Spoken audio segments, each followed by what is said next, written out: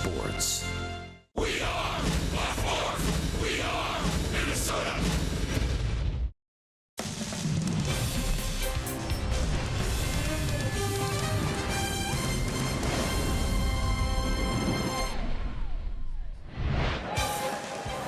A drive to right center field and deep.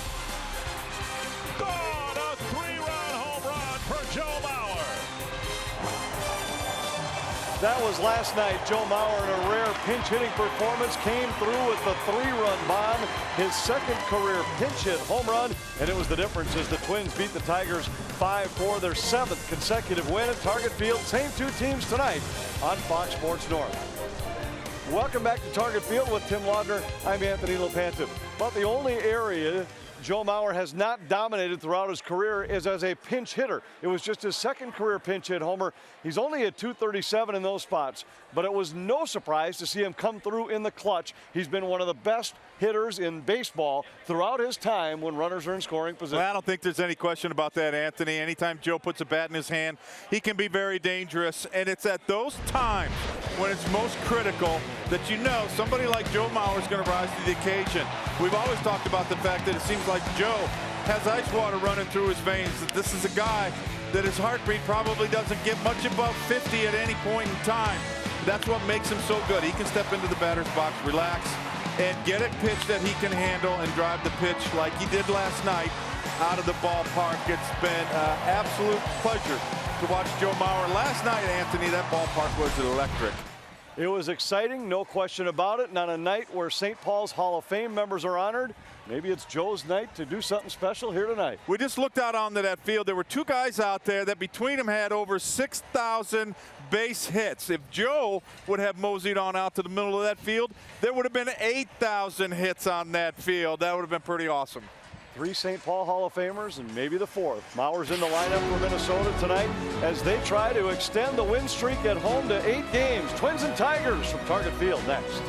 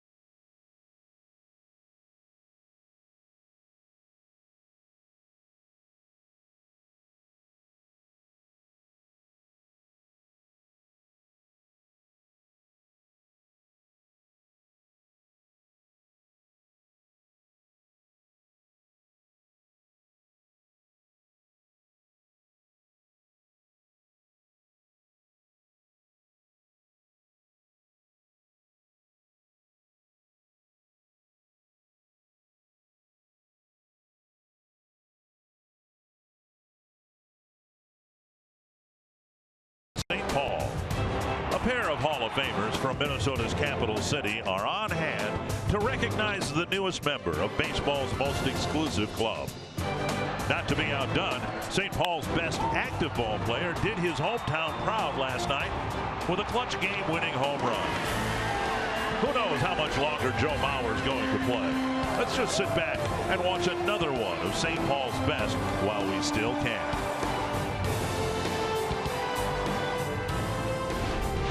Baseball royalty from St. Paul, Minnesota. 3 Hall of Famers: Dave Winfield, Paul Molitor, Jack Morris. And who knows, maybe Joe Mauer someday will be in Cooperstown as well. Special night for baseball fans in the upper Midwest. Dick Bramer along with Bert Blyleven as we bring you game 3 of this series with the Detroit Tigers. And Cole Stewart making his second major league start against the same team, the Detroit Tigers. Yeah, in his first start here at Target Field, Cole Stewart wants to do exactly what he did in his first start: attack early. He got 10 ground ball outs. He took a shutout into the 5th inning. He gave up only 4 hits over the first 4 innings. A couple double plays turned behind him. So Cole Stewart, he's faced a lot of these hitters before. He's got an idea. The hitters have an idea what he has. Hopefully he can keep the ball on the ground, and the defense will play very well behind him here. Now Cole Stewart, 10 ground ball outs, 4 scoreless innings, and then the Tigers were able to string some seeing eye singles together to knock him out in the 5th inning. Yeah, really nothing was really hit that hard. Again, 8 hits allowed, but all singles, as you mentioned, just 4 in a row in that 5th inning, where the Tigers opened it up with 3 runs. And the Twins on a roll here at home, 7 straight wins, and one of the better winning percentages in the American League. Here's the Menards batting order for Ron Gardenhire and the Tigers. Jeimer Candelario leading off, Jim Adduci, Nicolas Castellanos, Nico Goodrum, Victor Martinez, Mikey Matuk, Ronnie Rodriguez, Grayson Greiner, and Victor Reyes. And tonight's starting pitcher stats are brought to you by Home Furniture. And it is 23-year-old Cole Stewart, #1 pick by the Twins back in 2013, making just his 2nd major league start. He has all 4 pitches. He has come up with a sinking fastball. He calls it a 1-finger fastball, but it's a sinking fastball that creates a lot of ground ball outs. Kind of a modification of a 2-seam fastball, just aligning the fingers along 1 seam. Here's the Twins' Northland Ford defense with Max Kepler in center, Eddie Rosario in left, Johnny Field in right. An infield of Sano, Polanco, Forsythe, and Mauer, and Mitch Garver behind the plate. And Cole Stewart was born on October 7th, 1994, just a few weeks after Jack Morris threw his last pitch. So we never saw him play, obviously, but he's certainly been made aware of him here in the big leagues. Cole Stewart's first major league start followed Jack's number 47 retirement ceremony in Detroit, and his second major league start is coming after a similar ceremony for Jack Morris here in Minnesota. Yeah, very well done by the Minnesota Twins, honoring the great Jack Morris. So this, of course, is Detroit's second look at Cole Stewart. He delivers ball 1 to Jeimer Candelario, who touched him for a couple of singles last Sunday. Driven to the gap in right center field. Kepler will chase it and play the bounce off the scoreboard. Candelario has an opening double.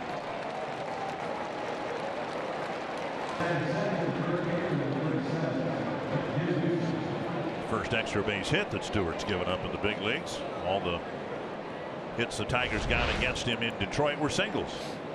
Yeah, fastball down.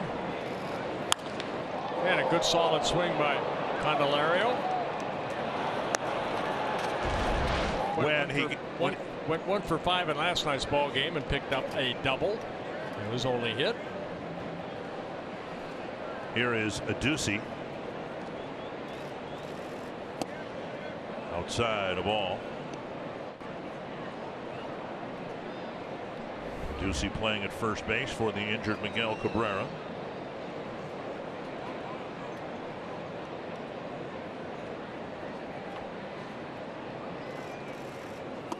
When Stewart faced the Tigers in Detroit, because he limited the Tigers just to singles, he was able to pick up a couple of ground ball double plays. In the first 4 innings, he threw a total of 47 pitches, so the pitch count was outstanding. It's just the 5th inning just got away from him. 2-0 to Adduci. On the ground, right to the shortstop. Polanco with the play and the throw, one away, and Candelario moves to third.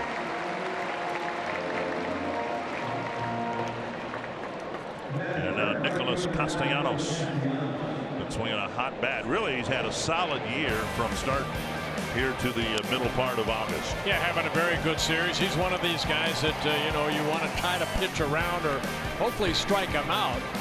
Pretty good hitter.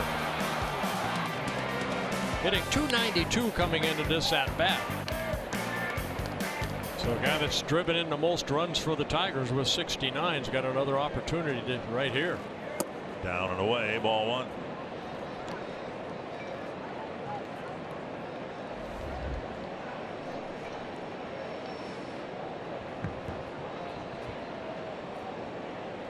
Stewart told me the other day this will be a little more relaxing for him. He doesn't have nearly the crowd at the game tonight that he had in Detroit. I think he was lying to you myself. He's got to be nervous. Let's take a look at the scouting report on Cole Stewart. He pitches to contact, not really a strikeout pitcher even in his days in the minor leagues. Shows a good sinker, that one seam sinker he has, and he throws a slider over the curveball. And that last pitch to Castellanos was that slider. There's a little like cutter right there. Good pitch. The ball had a little sail on it. And at 94 miles per hour, it's a swinging strike, 1-2.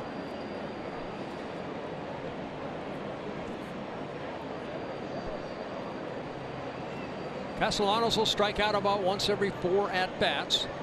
Might as well be the first one here. And he got it. Good high fastball.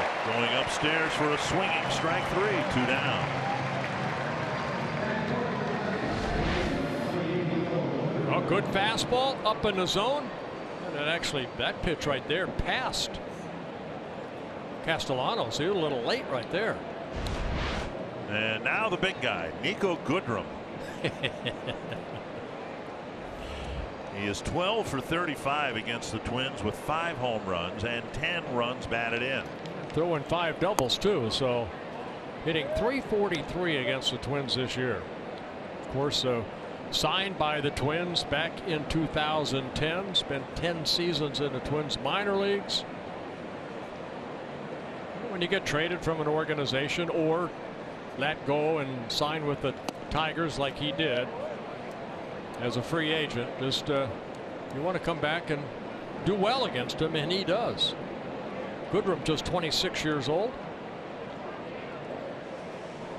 2-0. Fayetteville, Georgia.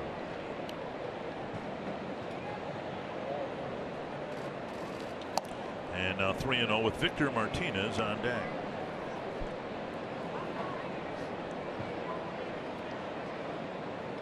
When a guy's been swinging against a club like the Twins, like Goodrum has, he probably has the green light right here.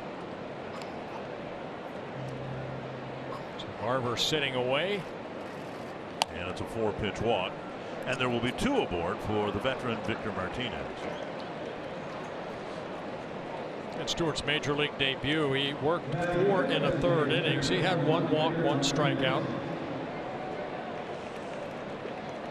And Martinez has been swinging a hot bat. Currently on a 7-game hitting streak, a season high. 3 hits and a walk in the ball game last night. Garver giving signs. Goodrum can run a little bit, but best bet is the Tigers will let Martinez try to drive in a run here in the first inning. Martinez has always hit well here at Target Field, a .365 hitter, 84 hits and 230 at bats. So he was here when Target Field opened with the Boston Red Sox back in 2010. Slow breaking ball missing.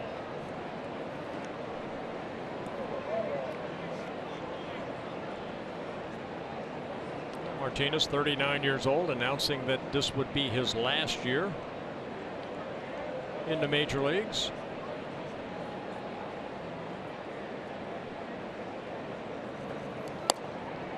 And falling behind 2-0 again. He's fallen behind 4 of the first 5 batters, 2-0. Well, you can say you're not nervous, but I guarantee you his heart's pumping pretty quick for Cole Stewart. I've been there. First time you pitch in front of your home crowd, of course you're nervous.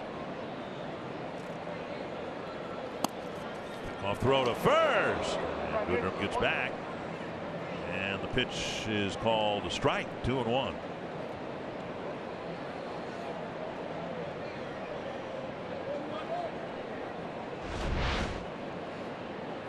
I see Goodrum getting the right hand back on the bag on the outfield side of the first base bag. 2-1.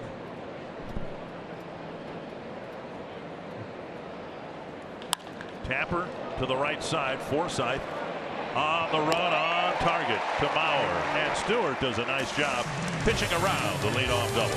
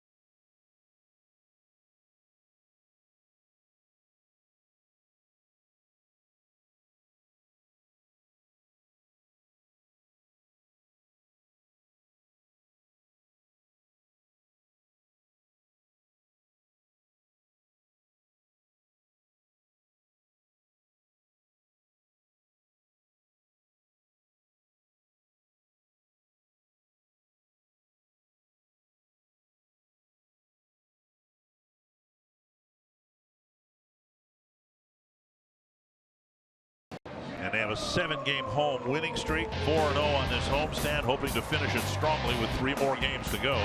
Tonight, tomorrow, and Monday, the Menards batting order has Joe Mauer in the leadoff spot. Eddie Rosario, Jorge Polanco, Miguel Sano, Logan Forsythe, Max Kepler, Mitch Garver, Tyler Austin, and Johnny Field. And tonight's starting pitcher stats are brought to you by Home Furniture, and that's in his rookie season too. Ryan Carpenter at 6'5", making just his 4th major league start, his 5th appearance overall. Another left-handed starter for the Tigers. Twins getting their first look at him, and here's Mauer, followed by Rosario and Polanco. There is strike 1. A scatter report on Carpenter, not an overpowering fastball. He'll hit 91, 92. What they want him to do is change speeds more. They feel that he needs to get his breaking balls over and his changeup. Missing inside, 1-1. First pitch at 88, at 89. There's Rick Anderson taking over as head pitching coach for Ron Gardenhire. Espacio was dismissed midway through the season. 1-1. Mauer takes outside, 2-1. Have more of the slider there. Carpenter's last start came against the Angels, and he pitched a pretty good game going into the 5th inning, but then he had a right oblique strain and he came out of the ball game. 3-1, and this is what you're concerned about, of course. Inexperienced pitcher coming out on a day where the Tigers really need him to pitch some innings. It's a pretty desperate situation as it is. And now 3-1 to Mauer with Rosario on deck.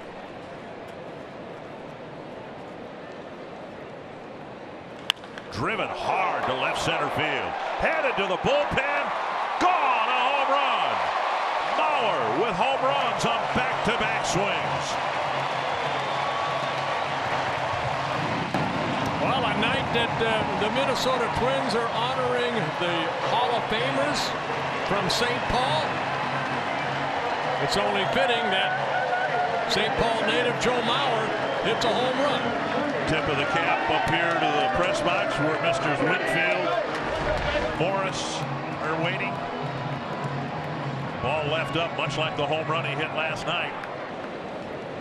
Only this time hit to left center rather than right center. We got any more guys from St. Paul on our club? Here is Rosario. What a way to start the ball game for Joe Mauer. Down and in, ball one. Well, for Carpenter, that's his 5th home run allowed in 12 2/3 innings. He's been beat up a little bit, giving up 9 earned runs over the 12 2/3 innings before this. And now he falls behind Rosario 2-0. Well, the Tigers really need pitching because they had Carpenter called up. Of course, he got hurt, but he was not having a good year down in AAA. 2-0 with a 2-8 rather, with a 5.30 ERA. And the options are very few for the Tigers. Going to come up with a fill-in starter for tomorrow's game because Blaine Hardy was put on the disabled list the other day. 2-1 to Rosario. Driven to right center field. That's down for a hit. Fielded on a hop by Castellanos. Fall behind, and sometimes it's not the walks, it's the aggressive swings you get when you fall behind 2-1 and 3-1. Northland Ford defense for the Tigers. Matuk in left, Reyes in center, Castellanos in right. Candelario, Rodriguez, Goodrum, Aducey, the infielders, and Grayson Griner getting the start.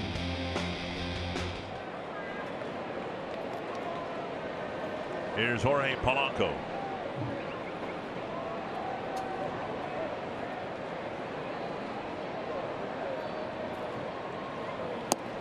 Down and away, ball one. 10 pitches, just 4 strikes, and 2 of them were hit very hard.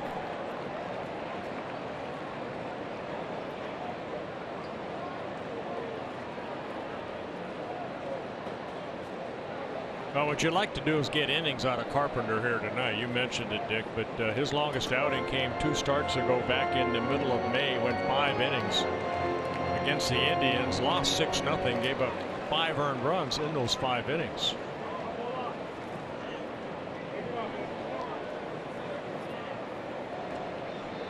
One 1-0 to the Twins shortstop.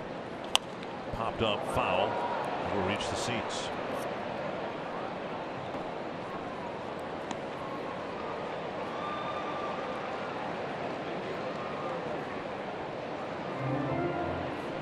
Carpenter, 27 years old, had been originally signed by the Rays back in 2011. He was released by the Rays in 2014, signed with the Rockies, and then over the winter signed with the Tigers.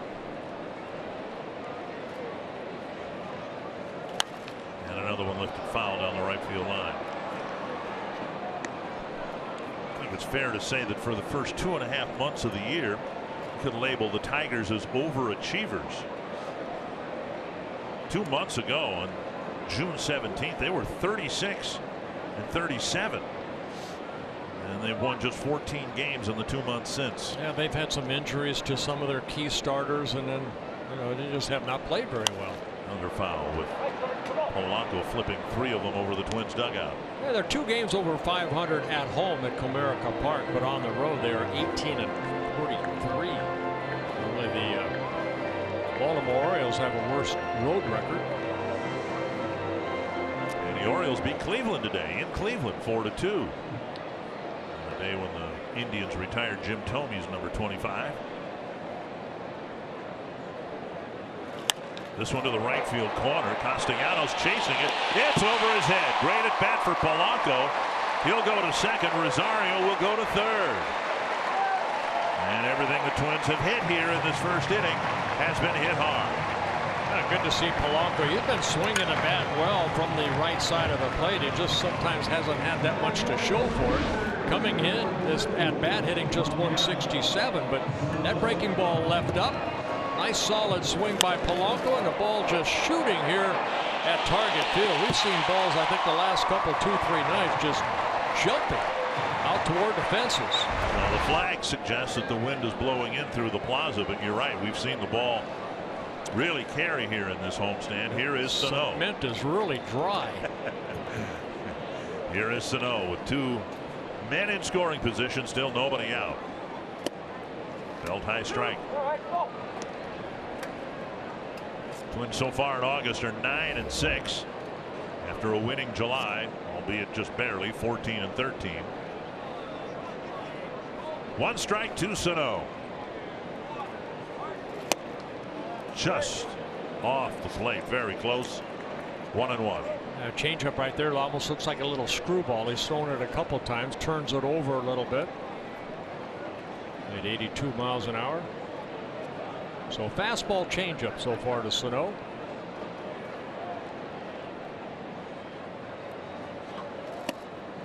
And a strike over the inside corner.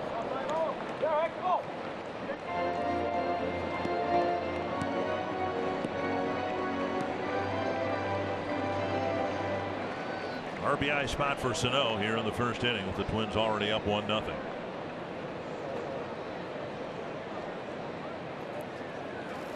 Breaking ball got him. 1 down. That'll bring up Forsythe. Yeah, good breaking ball right there. Carpenter picking up a big strikeout. Before Forsythe gets settled in the box, let's go to Andra Martin.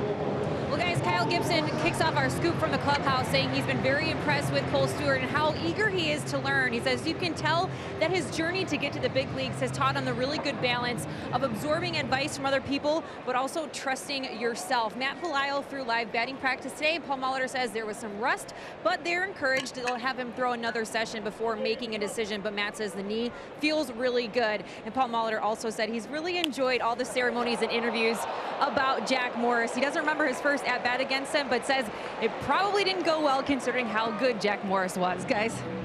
Thank you, Audra. Forsythe jumping on the first pitch and hitting a line drive, but right to Candelario, and Rosario did a nice job not getting doubled off. Well, not too many times we see Forsythe hitting the ball that way. It's usually up the middle and to right field, but looked like Carpenter took a little off, Forsythe a little out front for the second out. Well, big at bat now here for the Twins. They had second and third, nobody out. Now with 2 down, they're still there, and Kepler will bat. What we've seen at home, more often than not, it seems, somebody, whether it's Kepler, Polanco, somebody stepping up and getting a big 2-out hit. The very thing we have not seen much of on the road. 1 strike to Kepler. To right field, and Castellanos is there, so the Twins get 1 on the Mauer home run. Twins leave 2 aboard. It's 1-0, and Hall of Famer Dave Winfield will join us when we come back.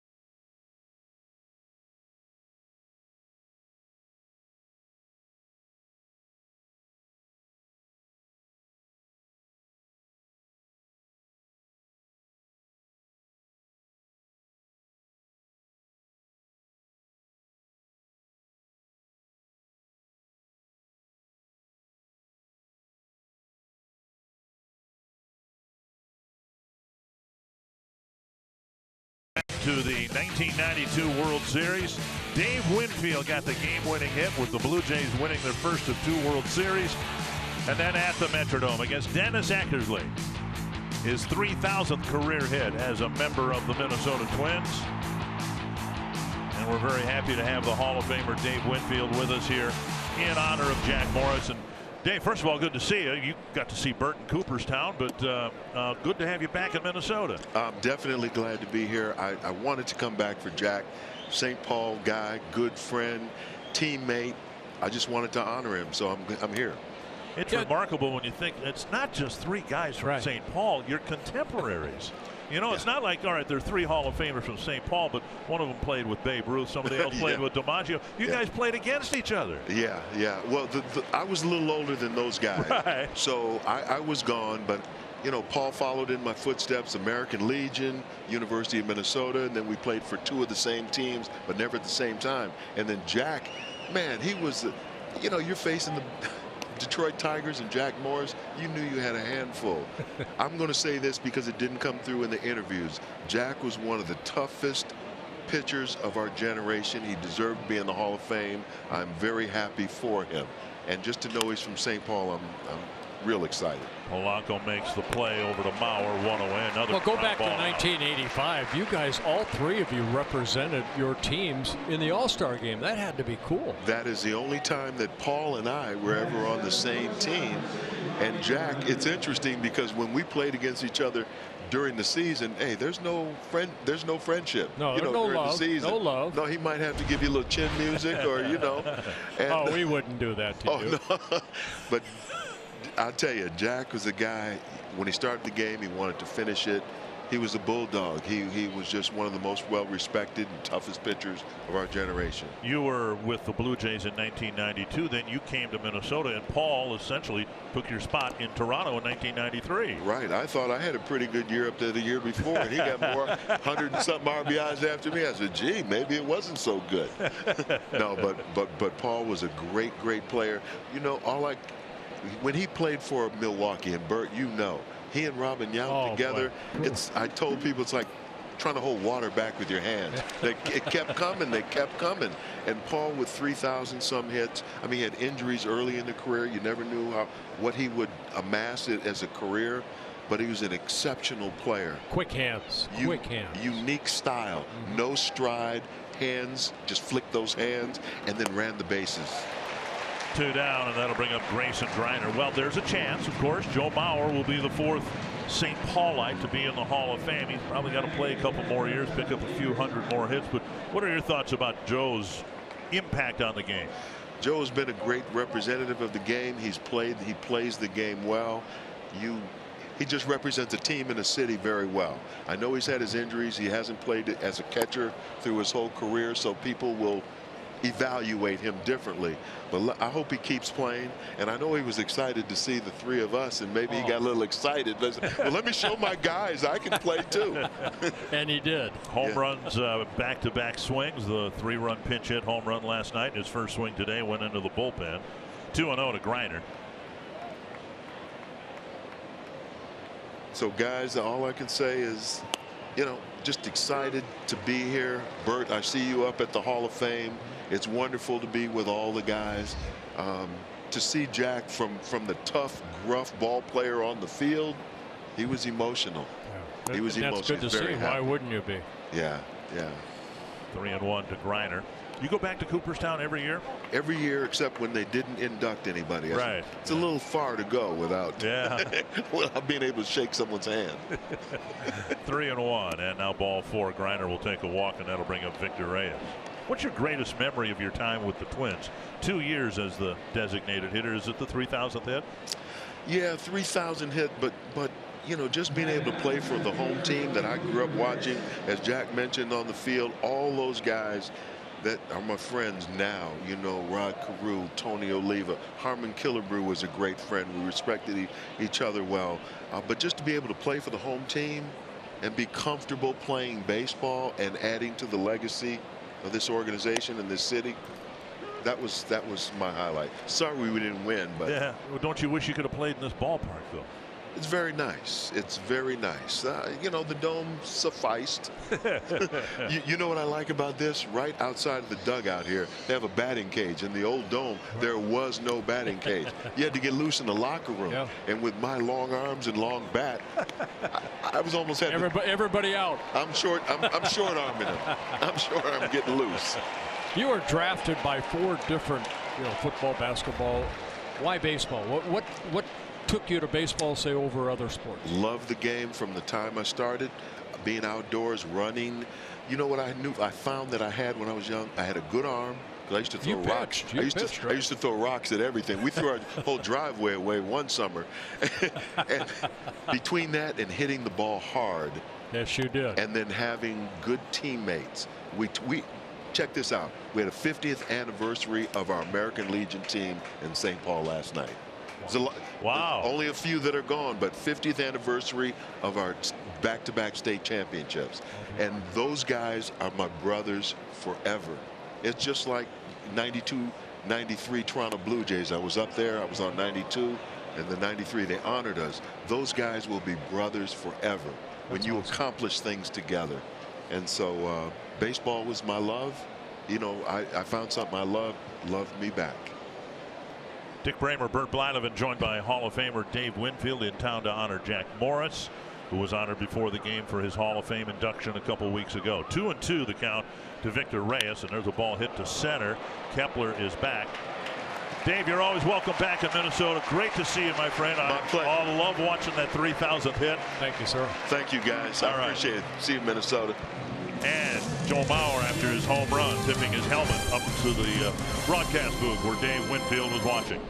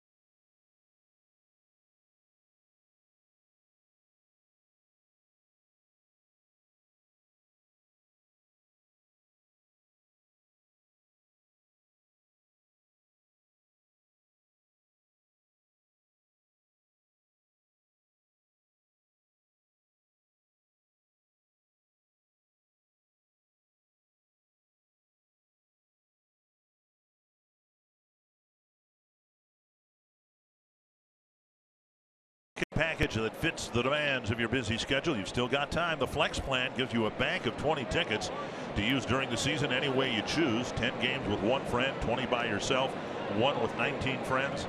The Flex Plan gives you the flexibility to choose only the games you wish to attend, all the way up until the first pitch. Learn more at twinsbaseball.com/flex. Pitch is up and away to Mitch Garver, leading off the Twins second. The Twins got one, but could have had more in the first inning when the inning started with a home run, single, and double. Garver, Austin, and Field here in the Twins second, facing Ryan Carpenter. And a strike. Oh, credit Carpenter, too. He ended up striking out Sano, got foresight on that soft line drive to third, and then the Kepler fly ball.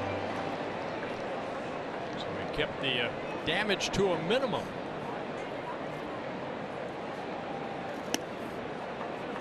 Two and one.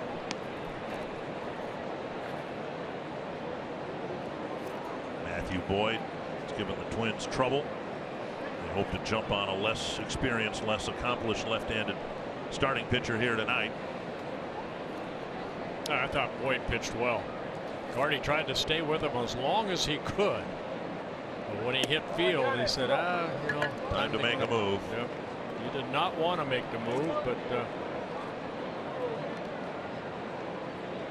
he's had the Twins number this year, Boyd, even though he got the loss yesterday. 3-1 to Garver. Popped up short center. Reyes comes in a couple steps. One down. There were a couple of other home runs hit last night, and a tape measure shot hit by Tyler Austin. This man very powerful, short, compact swing, and it maybe went 451 feet.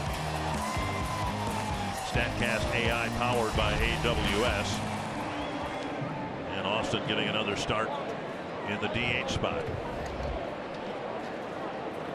Overall, counting his Yankee numbers, 226 average, 10 home runs, 27 runs batted in. But within that, you get some idea. You always get teased by this, but you get some idea what Austin might be able to do if he could get 500 at bats. You take the numbers you've currently got.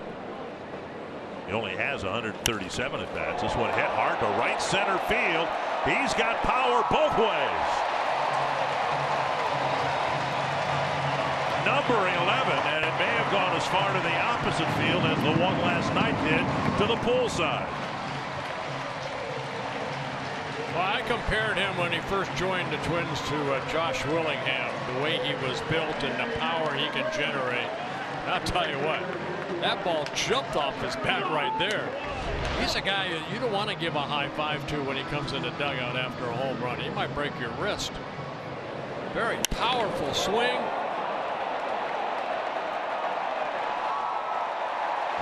Ooh, wow. How do you like to be Johnny Field? You got to follow that. Back to the mound. 2 down. StatCast numbers on Austin's second tape measure shot in as many nights. Holy mackerel. 417 the other way. Guess he didn't get all of them. Tell that to Ryan Carpenter. 2-0 Twins. A pair of solo home runs. The first one coming off the bat of Mauer. He's now homered on back-to-back swings. 3-run home run last night. They pretty much decided the game, and then took a few pitches and blasted one into the bullpen. Outside, ball 1.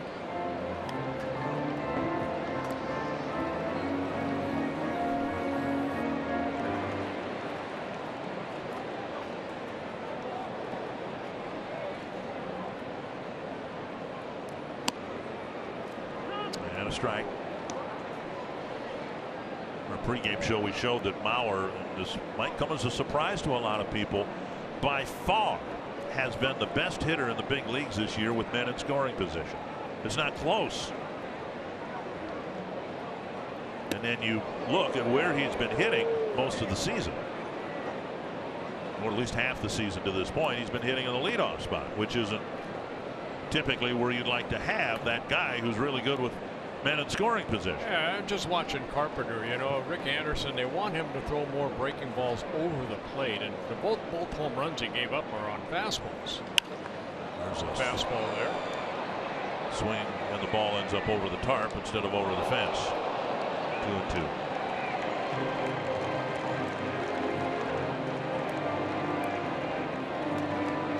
I've seen a good breaking ball from Carpenter, a big sweeper.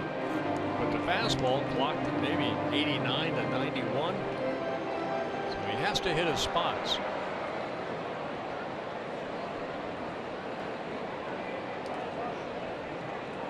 There's a good breaking ball. He gets a 2-hopper to first, a Ducey to the bag. And that wraps up the second inning. But they get another solo home run from Tyler Austin, and they lead it now 2-0.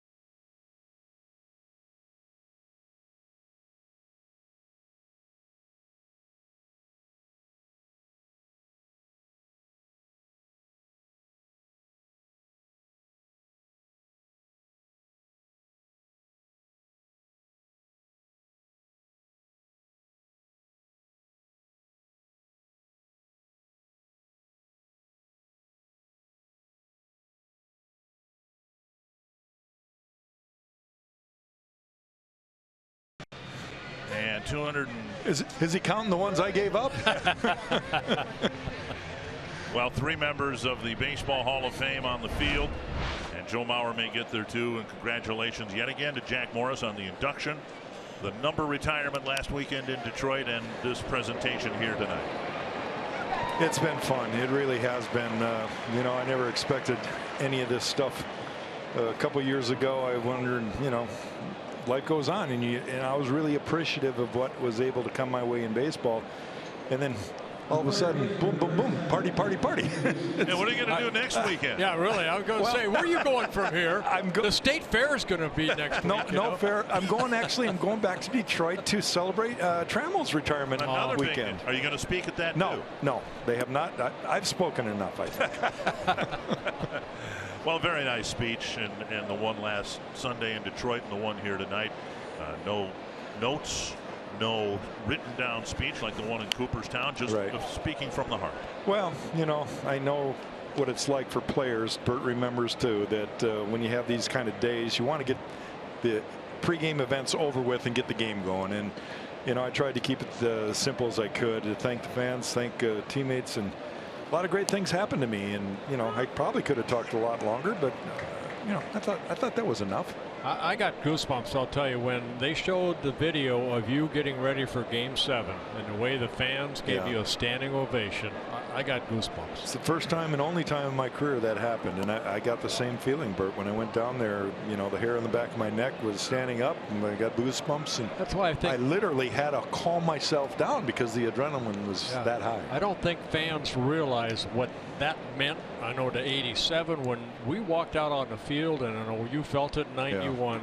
That support of the bi-state area. Yeah. Oh my goodness. No, I felt it as the game went along. Got us to another level. Absolutely. Knocked down by Stewart. He's got to recover, and he'll not have a play. Swept the glove behind him, and he swatted it, but he didn't grab it. It'll be a hit with 1 out here in the 3rd inning. You get tired of looking at this Game 7, 91? You know, I've told a lot of people, you know, I pitched a lot of other games, but this one sort of had a little more impact, I guess. And certainly here in Minnesota. It was the only 1 year I played in this great city, and it was just a dream year for every kid, and I was able to live out the dream. So no, the answer is that I'm good. I imagine I would if I saw it too many more times, but it's been fun. I said it before, and I'll say it again. Best game ever pitched in Game 7 of a World Series. That'll always go down, in my opinion, should go down in history. Well, it was a good one. You know, we weren't around to see Ruth and those guys when they pitched, what, 16 innings? So it's hard to compare generations, but it'll be hard to beat because of the way the game's played today. I don't know if a manager will ever let a pitcher do that again. And I'm glad you congratulated Tom Kelly, too, on seeing it in your eyes, and he also felt your heart that you wanted to go out there for one more. It was the last of a generation, I think. TK, you know, he rolled the dice. He could have gotten in trouble by letting me go back out there because the analytics were starting to come into baseball. And, you know, he told me afterwards, he says, Jack, I wasn't worried about whether you could get the job done. I was worried about you hurting yourself. And when I thought about what he told me, then I could understand why it was such a tough decision for him. Plus, he had Aggie, who was lights out for us, ready to go down there in the bullpen. I think they kept pitch counts then. It started in 1988. Do you know how many pitches did you throw in? I ended up with 129 for 10 innings. Oh, so that's awesome. Not too bad. No. I'm just curious. I've told you before that you know, in the off season I've watched old baseball games and I've watched replays of Game 7. And I know how it turns out, but I get nervous. So, and I know I've watched it more than you have, but when you've had occasion to watch that game unfold, how do you react to the situations, as dire as they might have been, knowing how they turn out? Well, it's always easier when you know the outcome. In fact, the funny thing is, the first time I actually watched the whole game from front to back was when MLB did that thing. Bob Costas had John Smoltz and I in studio in New York, and we did that thing for the network. And I looked at Smoltz before it happened. It just because I could do this, right? I mean, somebody has to be the smart guy, and that was me. And I looked at Smoltz and I said, hey, I know how this ends, and it's pretty good. And he just wanted to kill me. Runner goes, and the pitch tap foul. Twins leading 2-0. Dick Bramer joined by 2 Hall of Famers, and I'm so proud to be able to say that with my broadcast partner for many years, Bert Blylev. And Jack, you and I have worked together for about 12 years on television as well. And Twins viewers are very blessed to have such great talent in the broadcast booth. And thank you, sir. Castellanos, the batter, on 2-2 count coming up. You know, the one thing that, to go back to your question about watching the game again, is I never really put myself in our hitter's eyes, because I never remember what Smoltz was doing. I didn't care what he was doing, right? I didn't. Bert knows what I'm talking about.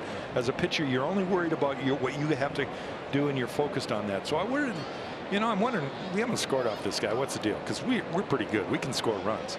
And, you know, the innings went by and we didn't score. Well, when I watched the video and I saw the stuff he was throwing, that's when I realized, wow, no wonder we didn't score. And at that time, without too much of an exaggeration, he was about half your age, right? He was pretty green, just new to the big leagues. Yeah, and you know, he tells me his part of the story is, if I would have had as much seniority as you had, I probably could have talked Bobby Cox into letting him stay out. Right.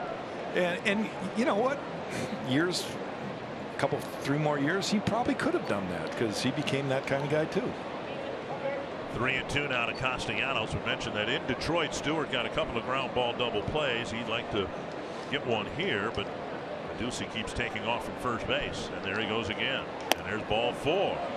Now first and second, 1 down, and that'll bring up Goodrum. Yeah, 3rd walk for Stewart. When you got the call last winter, how did you react? I was shocked, actually, and I know I should have never been. You know, everybody kept telling me, hey, this could be your year. You know, you're on the veterans ballot for the first time, and the stars are all lined up. And I just had prepared myself after 15 years and not, you know, making it through the writers ballot, to not worry about it. It didn't matter anymore, you know. And so literally when the phone rang and I answered, and it was Jane.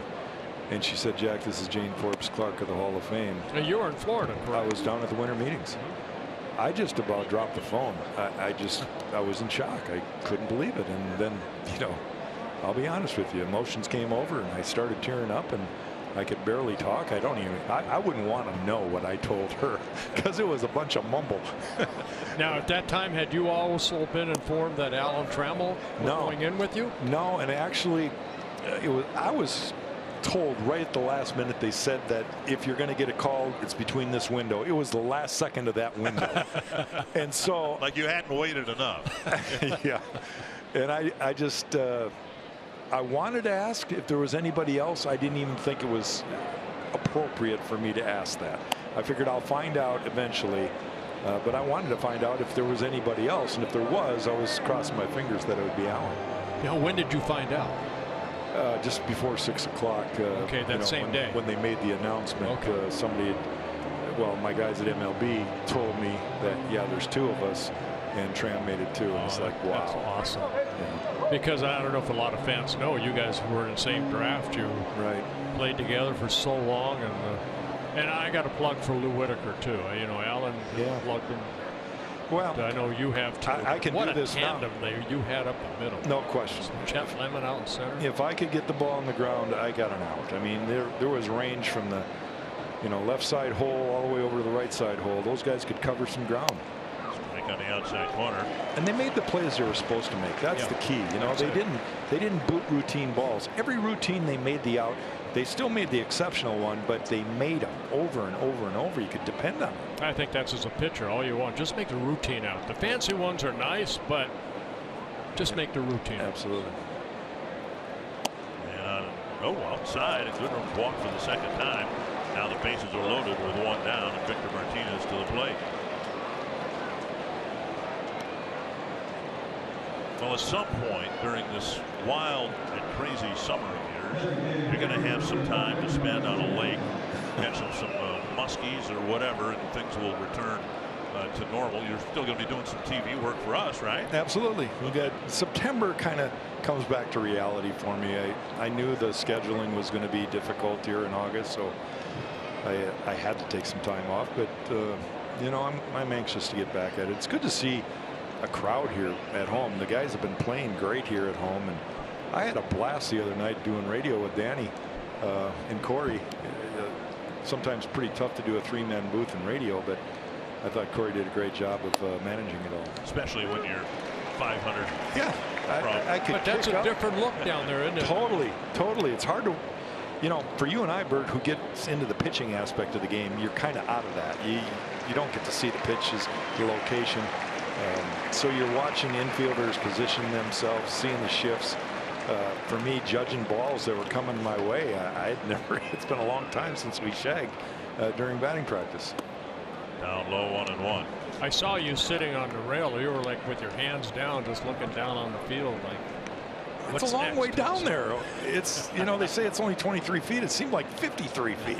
I was, and this shows where I'm at in my life. I said, if I don't, you know, if I fall over this, I'm not going to make it. No.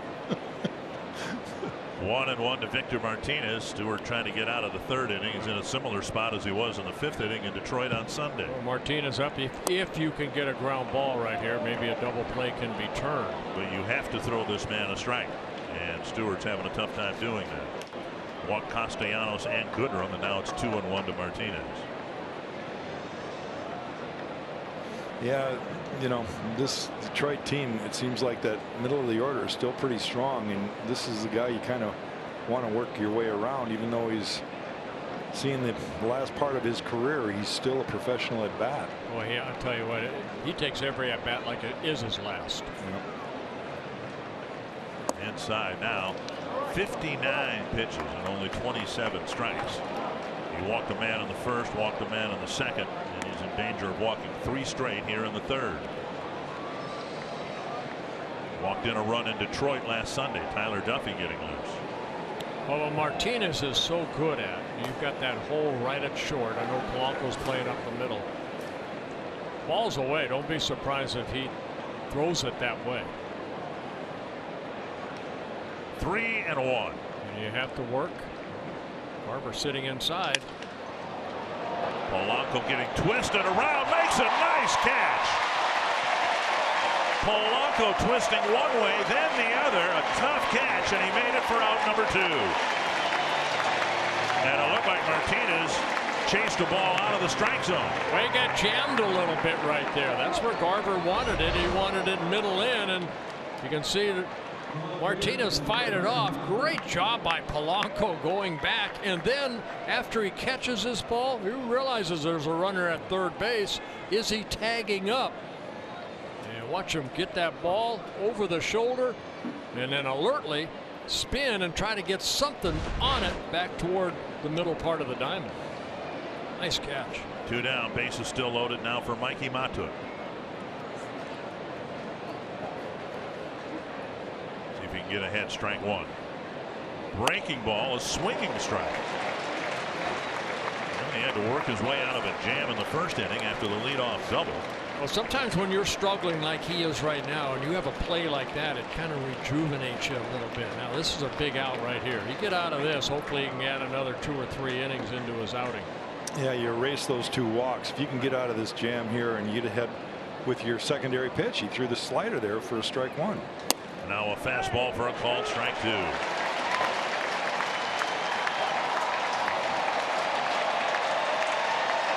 Here's the difference between pitching at home or on the road. You're on the road in a situation like this, you got the whole world against you, and now we got 30,000 people pulling for Cole Stewart here. And believe me, you feel it too. Fastball up, and it's 1-2.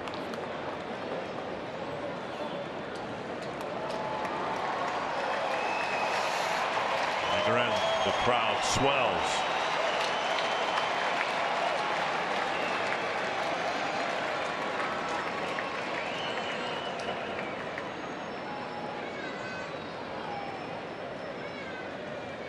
And he hit him. One good pitch away from getting out of it, and he smoked him in the leg. And a run comes in. And the base is still loaded now for Ronnie Rodriguez. Matuck will get an RBI, not to his liking, as it hits his thigh. And now Garvin Alston's going to come to the mound. While he comes out, we made note of this, of course, with Dave Winfield, who is here. So much has been made of you three guys from St. Paul being from the Hall of Fame, but to me the more remarkable thing is that you were contemporaries. You know, it's not like there were three St. Paul Hall of Famers and one of them, you know, played in the 20s, one of them played in the 50s, one of them in the 80s, but you guys played together in the big leagues from this relatively small big city. It is kind of remarkable. And we, you know, the rap here in Minnesota is you've got a lot of cold weather. You have a short baseball season, especially for amateur kids. And I complain about that right now for my kid, you know, playing here in the area, you know, 3 months and they're done. And that's not very much baseball. But I think it's the fact that Dave and Paul and I all played different sports when we were young, and it kept us athletic and kept us in shape. And then as we matured and had our chances in college, we all excelled in college, and that's what gave us our chance in the big leagues. Drive to right field, and Rosario will play for the bounce. 2 runs will score on a double by Ronnie Rodriguez, and the Tigers have a 3-2 lead. Yeah, Rodriguez jumped on that first fastball. Field knew it was over his head. He had to play the carom. So Rodriguez picking up a double, driving in a couple, now with 7 on the year. And here comes Paul Molitor. That'll be the end of the You can see the fastball right there, even though it's at 96. It was pretty much right down the middle. So a short start for Cole Stewart. 65 pitches and just 31 strikes. Rodriguez with a 2-run double, and Stewart comes off the mound. The Tigers again getting to him the second time through the order. Tyler Duffy will pitch next for the Twins when we come back.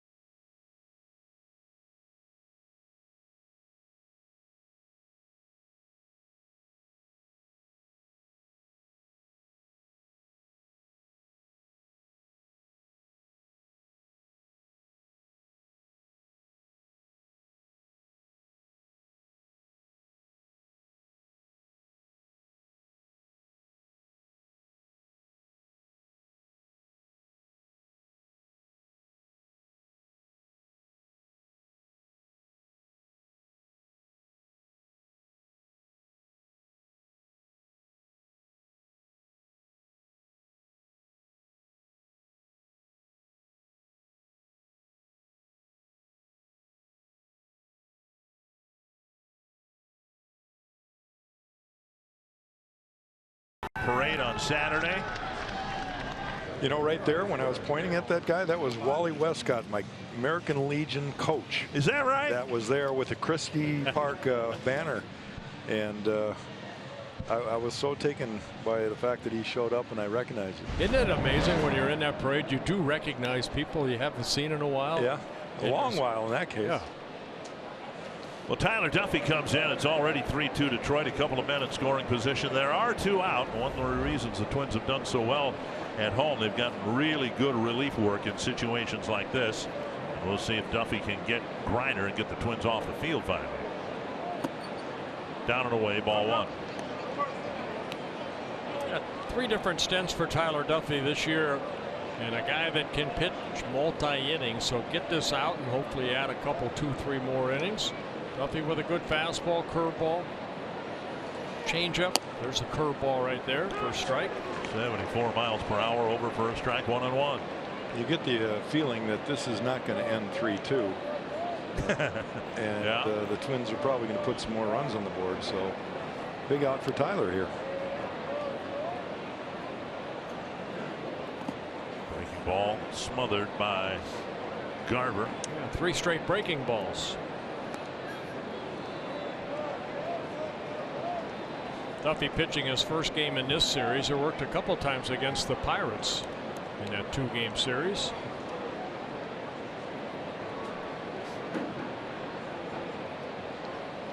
Two and one to Griner. Fastball missing inside, 3-1. There's a base open. And the number 9 batter Victor Reyes on deck.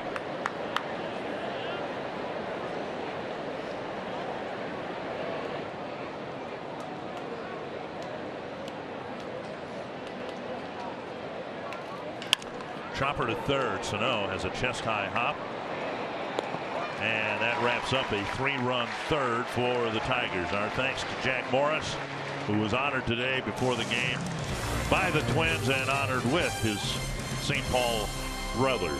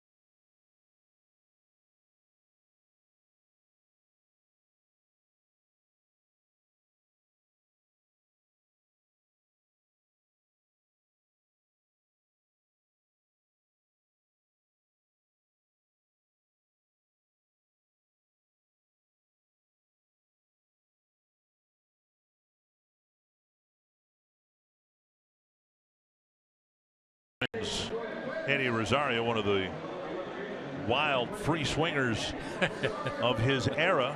46 times he's gotten hits on non-strikes. Yeah, out of the strike zone. He's amazing. And so it'll be Rosario leading off the 3rd inning, with the Twins finding themselves now down a run. It'll be Rosario, Polanco, and Sano. Swinging a miss, strike 1. And we'll see that a lot from Eddie Rosario. He'll take that wild swing sometimes on that first pitch, but with 2 strikes, he tries to shorten up a little bit, use his hands a little bit more. More than anybody else we've had here in a long while, if you just looked at his swing and didn't see what happened, you'd say, oh, he really got fooled. And then you look and he's standing at second base. You know what I mean? He looks like he's really fooled by a pitch, but because he can keep his hands back, there's a high fly right center field. Castellanos and Reyes converge, and it's Castellanos with the catch, 1 down. Yeah, that's more the center fielder's ball right there, and they're discussing it right there. And see, it's almost like you got to be a little bit louder because I did not hear you. Maybe that's what Castellanos was saying. 1 down, that'll bring up Polanco. 3 straight breaking balls, not a bad pitch down, and Rosario went down and just got that uppercut swing, created the fly ball out. We've also seen him hit that pitch about 400 feet. Dead into the grass, and Polanco is thrown out by Griner. Didn't get it quite far enough away from home plate. Grinder made a nice play, 2 down. He sure did. He popped up behind home plate and did the right thing. Got around that baseball, picked it up, barehanded it. So Polanco looking to get it a little bit further toward third base. Watch Grinder right there. Watch him get out, barehanded, and he's got a strong arm. Nice play. And a breaking ball over to Sano.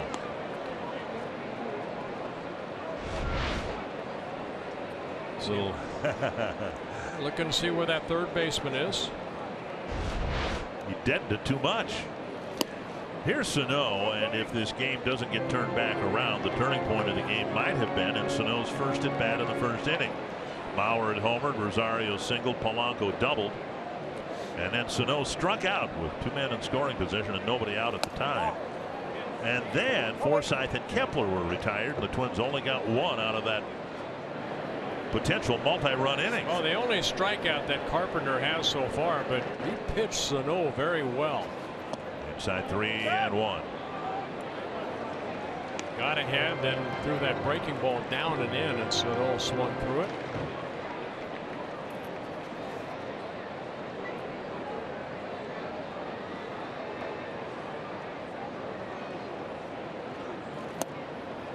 Slow breaking ball over for a called strike 2.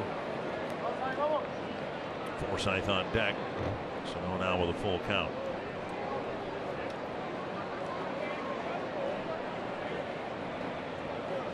He went 3-1 breaking ball. A drive left center field. Headed towards the bullpen. Tie ball game.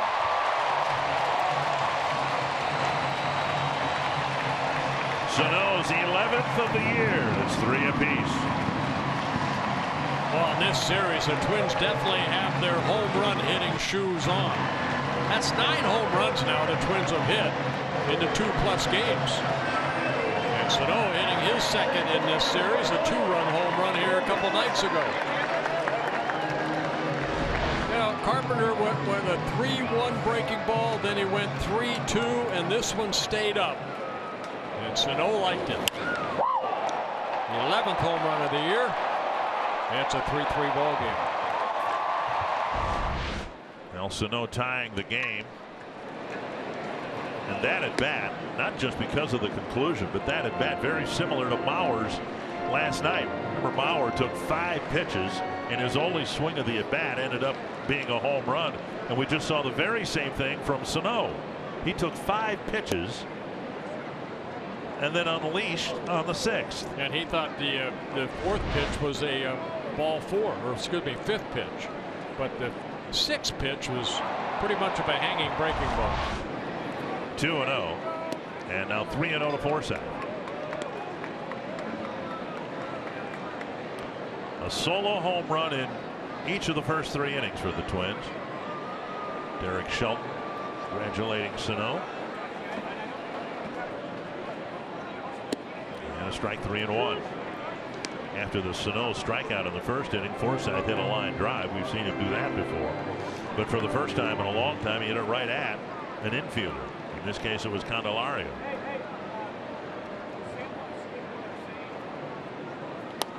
Fouled away. Carpenter came into the ball game with allowing 4 home runs in his first 3 starts, plus a relief outing. So he's worked a total of 16 in the 3rd innings. He's given up 6 home runs. Excuse me, 7 home runs.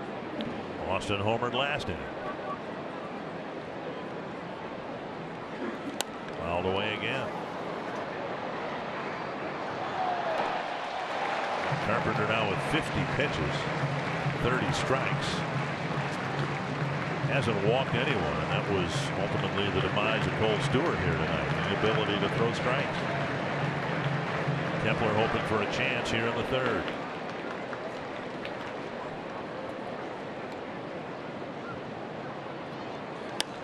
It's to right field. Retreating is Castellanos for the 3rd out. Miguel Sano tees off his 11th home run of the year, and we're tied at 3 after 3.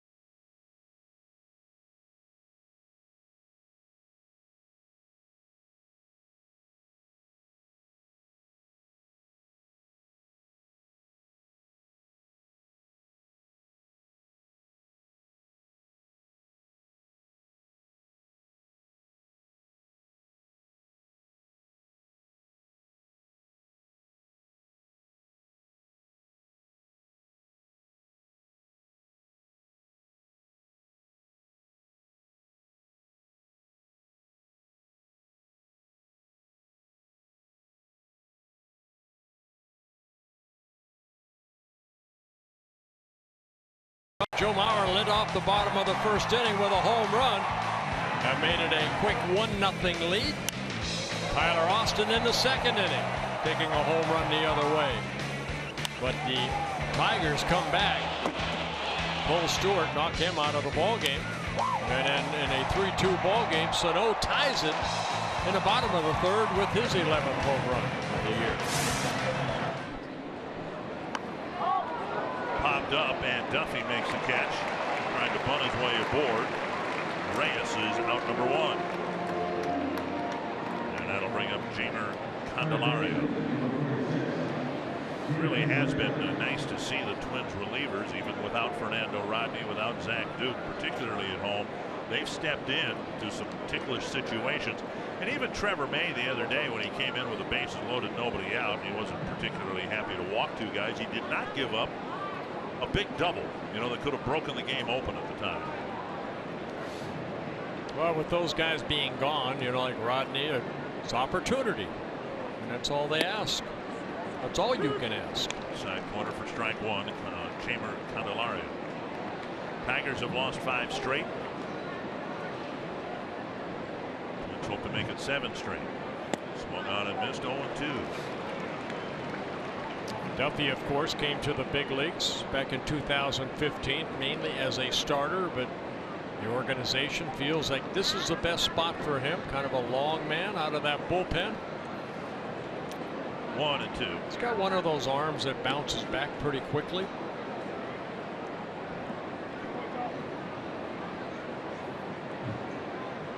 And what I mean by that is, you know, maybe here tonight you can go 3, maybe 4 innings, and then maybe have a couple days off and come back again if need be. Fastball sailing inside.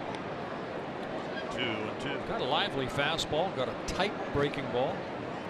Throws a curveball, slider, occasional changeup.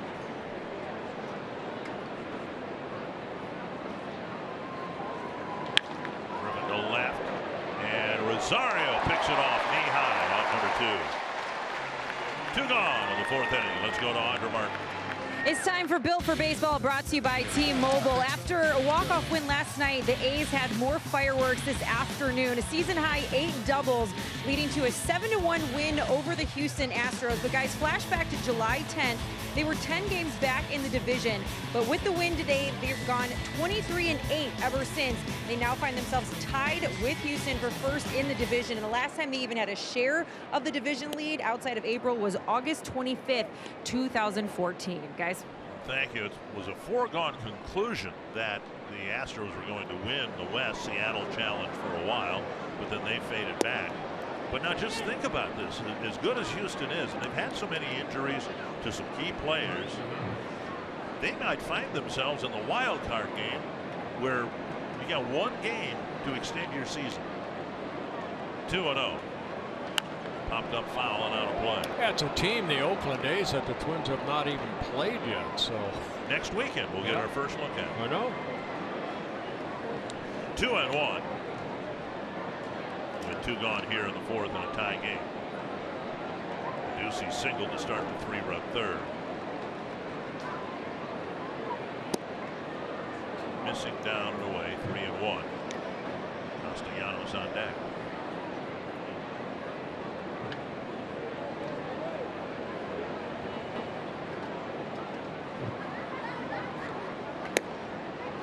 Over the inside corner.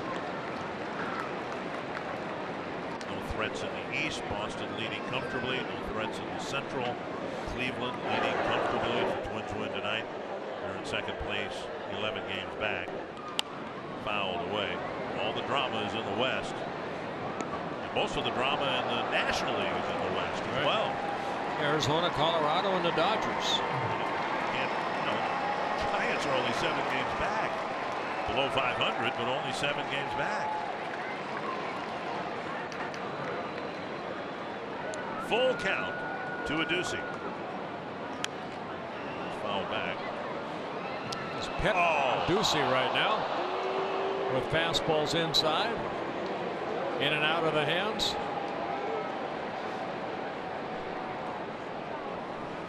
There you see the National League West.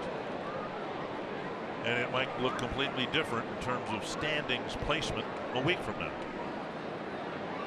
Full count again to Adduci. Driven fair past a diving Mauer and into the corner. Adduci barreling towards second, and he'll glide into second with a stand-up double. That'll bring up Castellanos. Well, he fought off some fastballs in, and then a 3-2 curveball that Adduci went down, hit this ball sharply. Look how quick that ball got past Joe Mauer into the corner. Field has to field it in that corner as it hugs underneath that padding. So Adduci with a double. Fourth hit for the Tigers. Adduci gets his second. Now Castellanos, who drew a walk, and very shortly after that, things really got dicey for Twin starter Cole Stewart.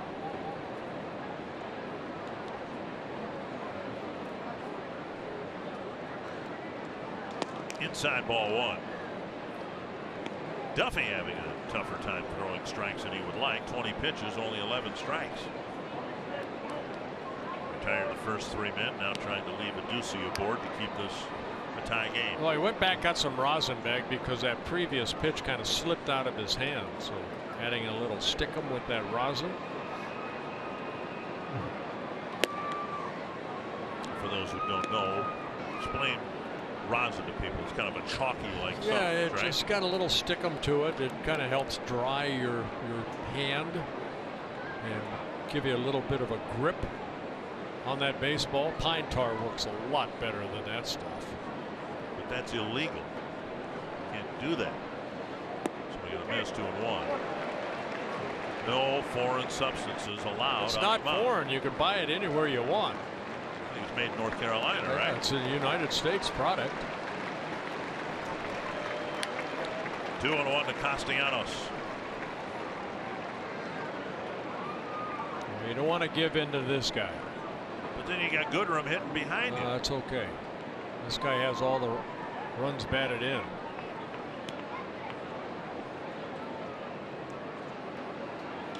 Fly ball down the right field line. Mauer chasing it.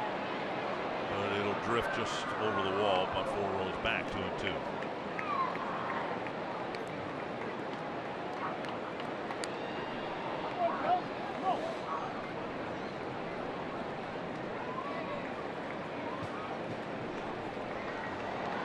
Well, Stewart had 2 strikeouts in his 2 2/3 innings. One of them was Castellanos. He struck him out on a high fastball in his first at bat. See how Duffy and Garver go about their business here.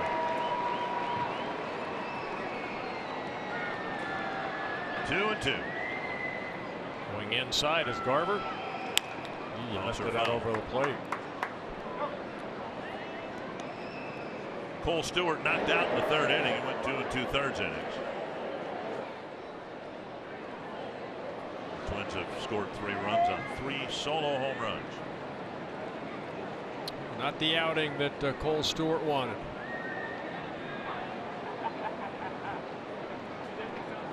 Castellanos wants to swing the bat right here. He doesn't walk that much.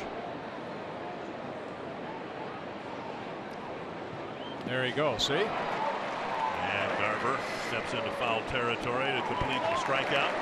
And Adduci is left at second base. It's still 3 apiece.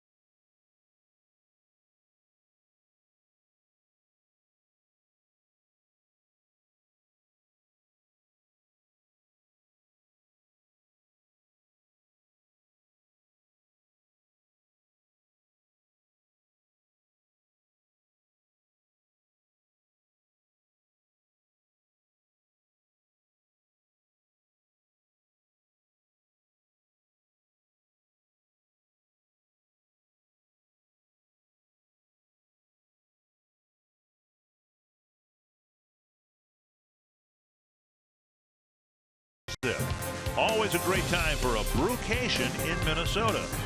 More than 60 breweries and brew pubs to visit throughout the state. You can find your perfect getaway at exploreminnesota.com. Share your favorites with #OnlyInMN. Now, I know from working with you for 23 years that occasionally you've enjoyed a beer. Have you ever made your own? No. Really? How about you? No, but I have friends, relatives who've done it, and it's quite tasty. But it's like, see, you like a lager type beer. Here's a little roller off the bat of Kepler. I mean, I like an amber ale, darker beer. But there's certain things that should be left to experts, don't you think? Like brewing beer. That's definitely one down quickly here in the 4th inning, and that'll bring up Garver. Garver with a fly to center his first time up.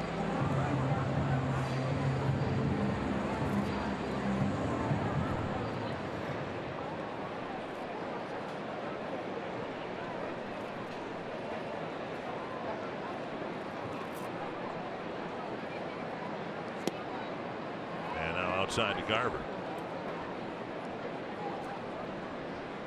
Twins getting solo home runs from Mauer, Austin, and Sano in that order. And now a strike, 1-1. Just my imagination, or is Carpenter trying to pitch like Matthew Boyd? Well, I mean, that's what they want him to do, change speeds. He's been hurt by the fastball in the first 2 home runs, then he hung a curveball to Sano. Another breaking ball, just missing. A lot of minor league innings for Carpenter, over 800 innings. In minor leagues, 143 minor league starts. Off the end of the bat a little bit, the fly to left center field. Montook comes in. Reyes stumbles. Let's hope he's all right. He was calling for it. Montook called for it, and in trying to get away, Reyes got some grass stains. 2 down. They bring up Boston. Replace your divot. Take a look right here. Montook calling him off, and Reyes said, okay. Almost ran into Castellanos last inning. Okay, I'll get out of the way. Whoa. Little slippage. See that 1,000 times a year here in Minnesota in January. Just people walking along the sidewalks just fine. And all of a sudden, whoop. Here's Austin. Bang going off the facing of the second deck in right center field for his 11th home run of the year. He got a fastball to his liking, and right there, Carpenter started him off with a big breaking ball.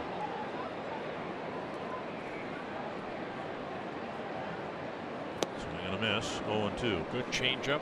We're talking about Austin and projecting his numbers to 500 at bats. Well, let's just do it times 3, because he's got 138 now, and if you want to figure what the numbers might be around 400 at bats, well, now you're looking at 33 home runs and 70 so runs batted in. Tapped foul. You can understand why the Twins were interested in bringing this power into the organization for Lance Lynn. Well, he wasn't getting the playing time either with the Yankees. That, it's almost like Jake Cave, stuck in the minor leagues. Up and down was Austin. We're getting a chance, a little more regular at bats. And a single off the end of the bat. He's aboard with 2 down in the 4th. The fact is, if he were still in the Yankee organization, he'd probably be with the big league club with Aaron Judge out for several weeks. On last night's ball game, Austin in the 7th inning crushed the ball. I mean, totally crushed it. It's at 451 feet, if I remember. Yeah. And here tonight, got a fastball away. All right, pretty up a little bit, but his power the other way. Ball went out quickly. Johnny Field to try to get a 2-out hit here. Yeah, that only went 422 feet. So he didn't get it all. Field just 1 hit in 15 at bats since his call up. So he'd like to start joining the fun here. 1-0. 2-0.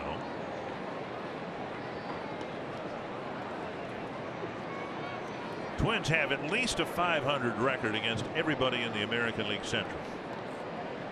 The team that was giving them the most trouble until the last couple of nights, the Detroit Tigers.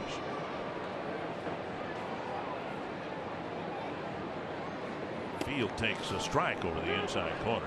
And I agree with Tim Lautner. I heard him last night talk about, hey, can the Twins get back to .500 as a ball club this late in the season? You know, even this morning or today on our pregame, Tim talked about that.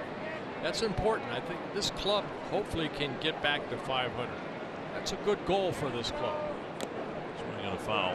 And then beyond that, and I agree with you 100%, Twins, well, they could be back to the .500 mark a week from now. That's but awesome. if they could somehow match last year's 85 wins with everything that has gone wrong with this team this year, injuries, suspensions, everything, it would really be remarkable. You've got to get to .500 first, but then see if you can go a notch or two above that.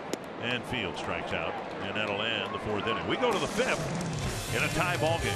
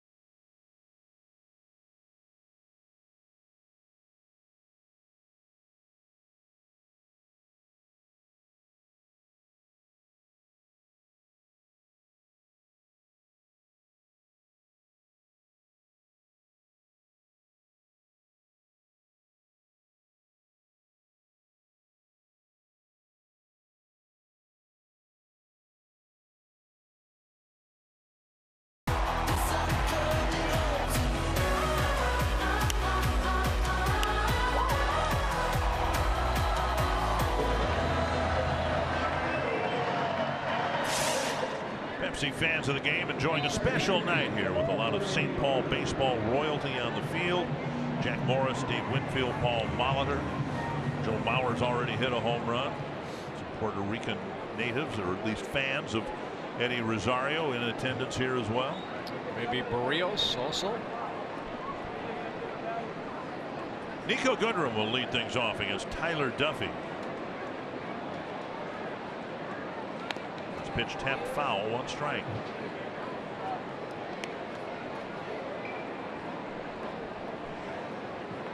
Duffy starting his 2nd full inning of work. He came in relief of Cole Stewart with 2 outs in the 3rd inning and retired the only batter he was asked to get. Gave up a double to Aducey last inning. That was it. Now taken low, 1-1.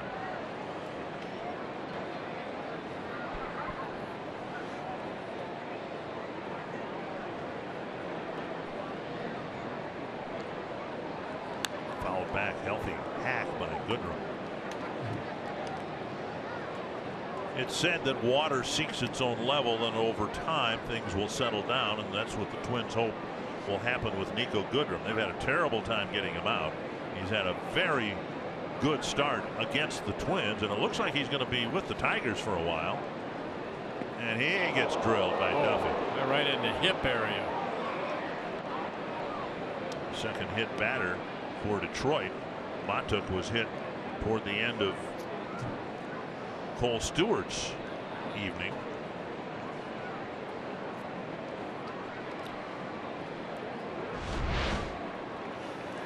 I heard that all the way from up here. Ouch.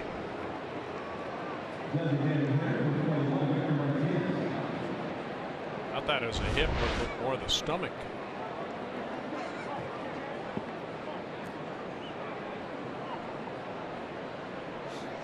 Of course, Duffy and Goodrum, former teammates. Last thing Duffy wanted to do was put the leadoff man on here in the 5th, but there he is, and now Victor Martinez will bat.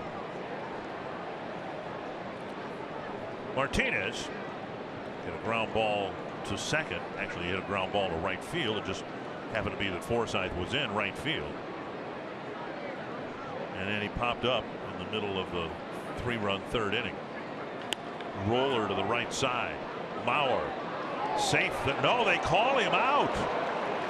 Second base umpire Manny Gonzalez, I think, got that one wrong. Yeah, Ron Gardner saying hold up a minute here. Mauer tried to get the lead runner, thinking that with Martinez running, if they can get the guy at second, they might get the guy at first. Joe setting up to make the throw. And Polanco now becomes a first baseman. So he's trying to get this ball before Goodrum gets to second base. Tigers are going to challenge, and the Tigers might very well have runners at first and second at the end of all this. Mauer did not get the sure out, and so we think the call at second is going to be overturned. Let's take another closer look right here. Got to be in the back of Polanco's glove. Looks like Goodrum got his foot in it safe. Yep. So a hit batter, and now Martinez reaching on a fielder's choice, and Mata comes up with 2 on and nobody out. Let's take a look at our Pizza Ranch for the win. Bullpen's done an outstanding job so far on this homestand, and of course the Twins over the last 22 games, 18-4. Matuk will bat. Tigers struggling to score runs right now, and I guess it's fair to say their lineup is top heavy. Got some power and some threats in the first 5 spots. Starting with Matuk's 6th spot in the batting order. And then going through Rodriguez, Griner, and Reyes. There's 1 home run on the board, and Matuk hit it against the Twins.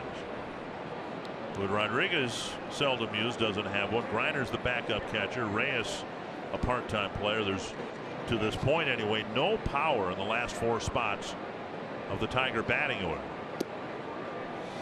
Now Matuk did hit a home run here the other night, but the Tigers have only 98 home runs, and that's the fewest in the American League.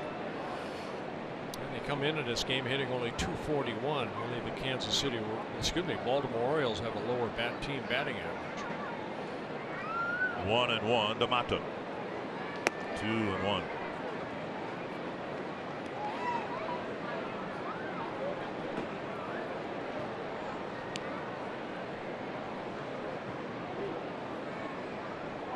Matuk hit by a pitch, driving in a run. The Tigers got 3 in the 3rd.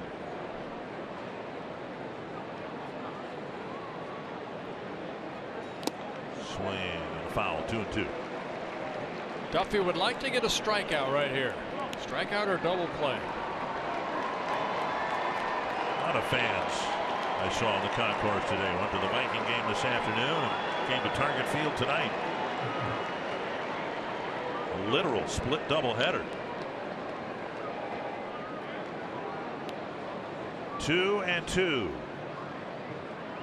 Driven deep to left. And Matuk has hit another home run, this time with 2 men aboard. And the Tigers have a 3-run lead. Right, hung him a breaking ball right there. Didn't have a lot of bite on it, stayed middle in, and Matuk took advantage of it.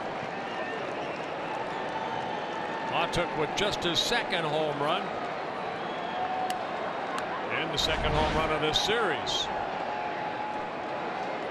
And a 2-run home run here on Thursday night.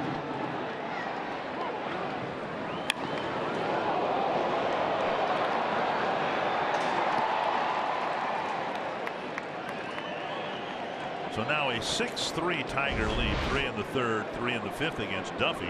Still nobody out, and Ronnie Rodriguez will bat.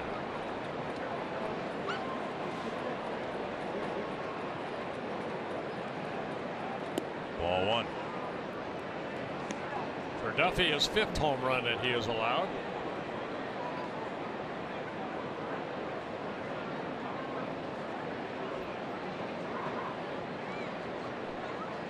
Swung on and missed. 1-1. That's where he wanted a curveball on Mato. Down like that. He just gave him a hanger. And they're done now. May getting loose. Foul back, and it's 1-2.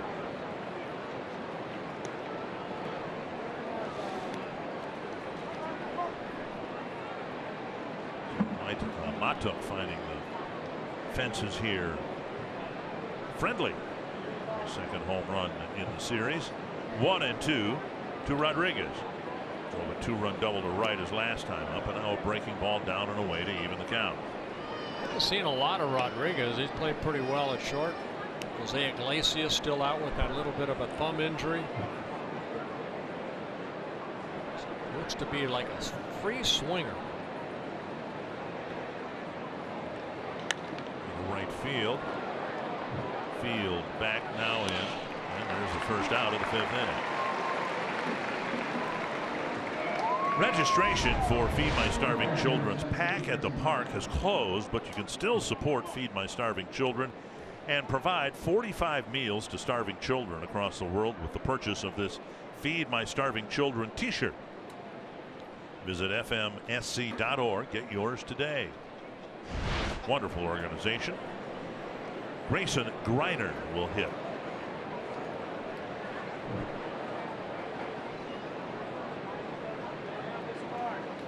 Swing and a strike.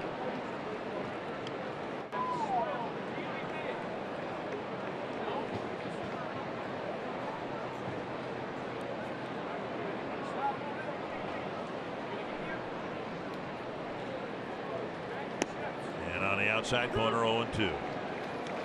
Greiner, a big kid for a catcher, 6'6". In his rookie season with the Tigers, made his major league debut back in early May. And a called 3rd strike, 2 down. And Duffy picking up his 2nd strikeout. That'll bring up Victor Reyes. Replay brought to you by Dodge. It's exactly where Garver wanted that. Fastball out over the plate, up.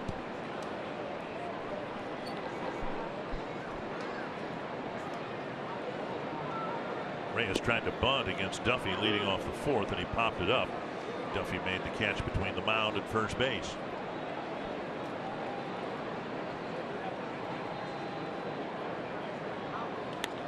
Driven down the line, foul. 0-2. Exciting young player to watch, Victor Reyes, just 23 years old. Last year he was at Double-A in the Diamondback organization. Tigers picked him up as a Rule 5 draft back in December. Talking with Ron Gardenhire about Reyes's at bat last night, where he had a long battle, fouled off so many pitches. Yeah, 13 pitches. And ended up walking on the 13th pitch. But the one thing he did is he swung at the strikes, fouled them off, and then finally a pitch out of the strike zone, and he took it for ball 4. Retreating as Kepler makes the catch in the inning edge. But Mikey Matuk took Tyler Duffy deep for a 3-run home run.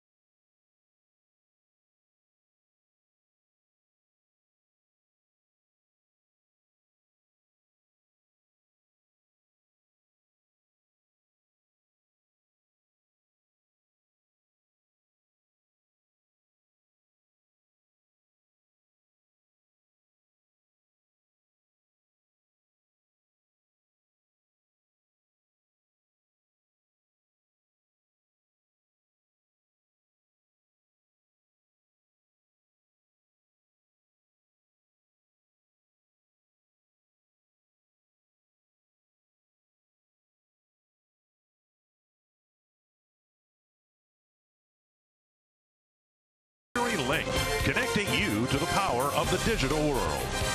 By Sanford Orthopedics and Sports Medicine for the everyday competitor in all of us. And by Northland Ford. Visit buyfordnow.com and your local Northland Ford dealer today. 6-3 Tigers, probably a good idea, don't you think, when they started to put names on the back of the uniforms for the players? And when would that have been? Like in your rookie league or your rookie uniform, 1970, did you have Blyleven on the back? That's a good question. I don't know. I don't remember. I mean, I remember, early in Harvey Killebrew's day, you didn't see it, but towards the end in 74, 75, you did it. So somewhere in the early 70s, maybe. But I mean, just think, what it's meant for jersey sales now. You can go and if Joe Mauer is your favorite Twin right now, you can go and get a Joe Mauer jersey if you want. It tells the whole world that Joe Mauer is your guy. But they never used to do that. We sit up here and there's probably about 8 to 10 rows in front of us as we're looking down on the field, and you see Mauer jersey, there's a Tomey jersey, a Buxton jersey, a Dozier jersey. And about once a homestand, there's a guy that sits right in front of us with a Nishioka t-shirt. And I just don't understand. I saw a Nishioka jersey. Oh, you did? Yep. 2-1, and Mauer drops a single to left. Or at least someone. Well, I guess Joe in the home uniform, of course, doesn't have the name on the back of his jersey. It's a leadoff single here in the 5th, and that'll bring up Rosario. Wednesday, September 12th, it's Minnesota Wild Night at Target Field. A limited number of Wild theme night ticket packages are available that include a game ticket and a Twins Wild co-branded stocking cap. You can learn more at twinsbaseball.com/wild or call 800-33-TWINS. Here's Eddie Rosario, a single in the first and a fly ball to right in the third.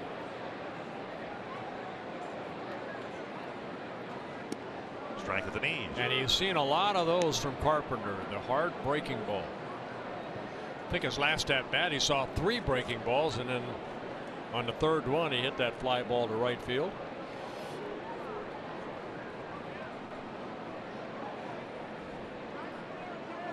And now wide of the plate, 1-1. Another breaking ball. Pitch count modest for Carpenter as it was for Boyd last night. 72 pitches, 45 for strikes.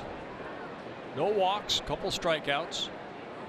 Swung on and missed, 1-2. Another breaking ball.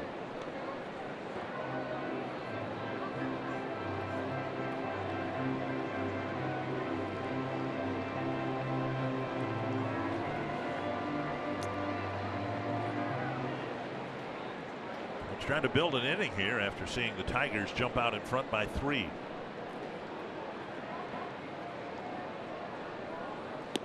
Rosario waves, an off-speed pitch, 1 away. And for Carpenter, his 3rd strikeout. Bring up all breaking balls. 4 breaking balls, and that one you can see way outside. Polanco with a double to right field and a bunt attempt. He didn't roll it out in front of the plate quite far enough. Griner threw him out with a nice play in the 3rd.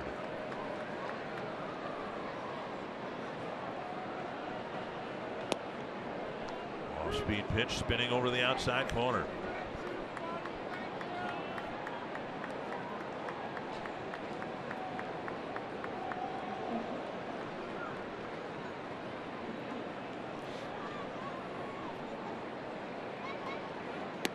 And again, one thing kind of odd, I guess it's encouraging for the Tigers.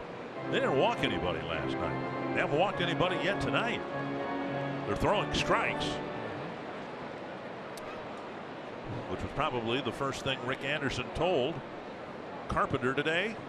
Throw it over, see what happens. Popped up left side, easy catch to be made by Rodriguez. 2 down, and that'll bring up Sano.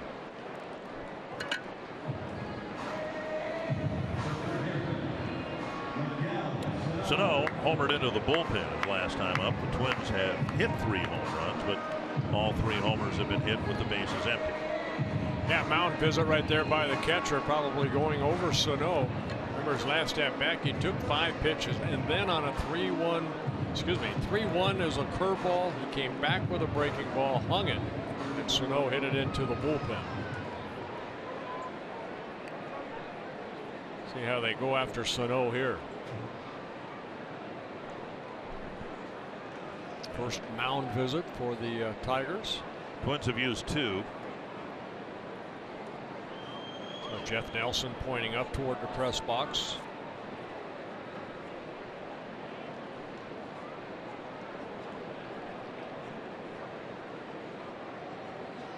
In the dirt, ball 1.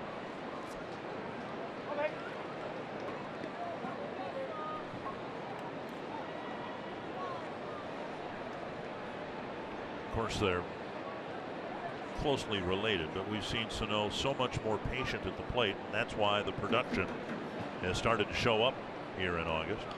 Dribbled up the line,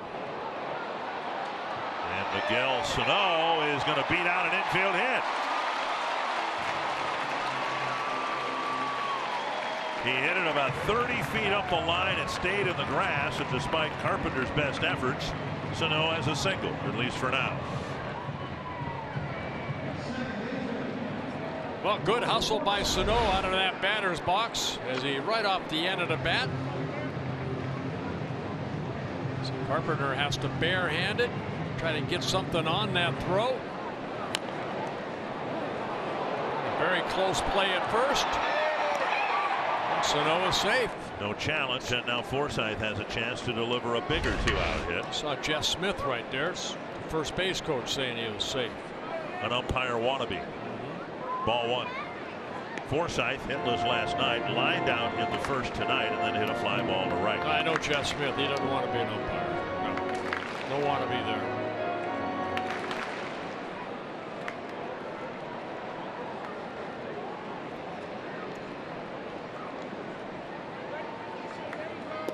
Strike on the outside corner. Top half of this inning. Took hit a 3-run home run to put the Tigers in front. Now Forsythe up with a chance to deliver a big hit himself. 0 for 4 in last night's ball game. Looking for his first hit here. Bouncer to third, and Candelario will go to the bag. The Twins leave 2 aboard, and the Tigers lead by 3.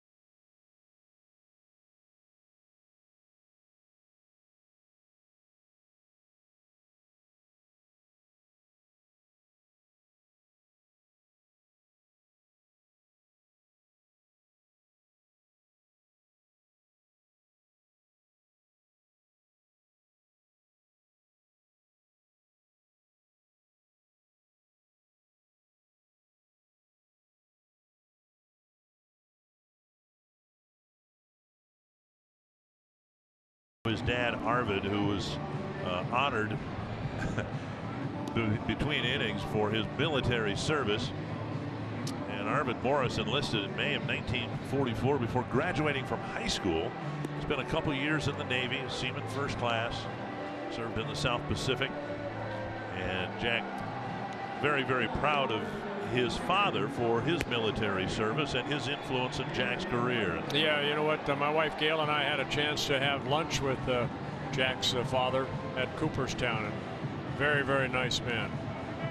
Very proud of his son, Jack, and all of his children. And Jack mentioned his dad's tenacity that he passed along from father to son, and how much it meant to Jack to be able to take one of his father's traits, which probably was developed in the military, and that's a nice moment. It's called respect.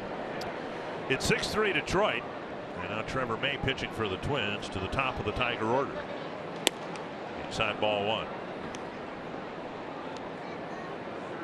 May came into the ball game in a tough spot the other night. Bases loaded, nobody out. He did issue a couple of walks, but he kept the Twins in the ball game, and they ended up winning.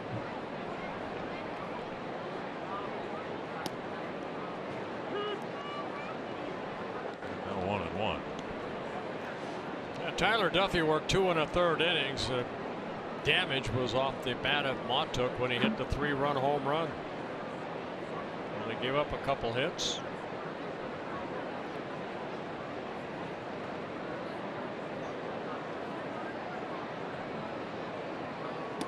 Breaking ball that shaves the inside corner. 1-2.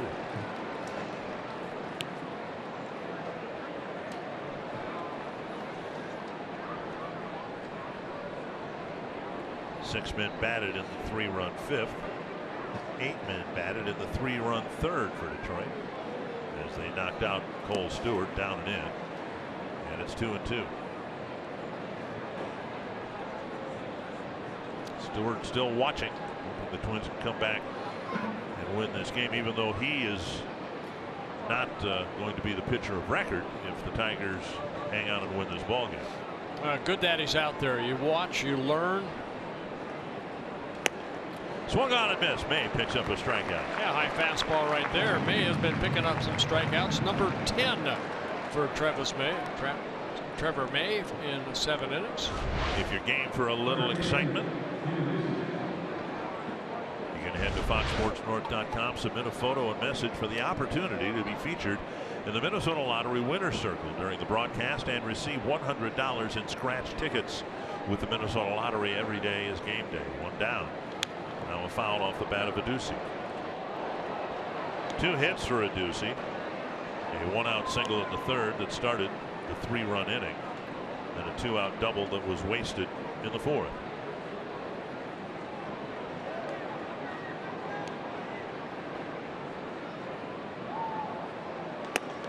Swing and a strike. 0-2.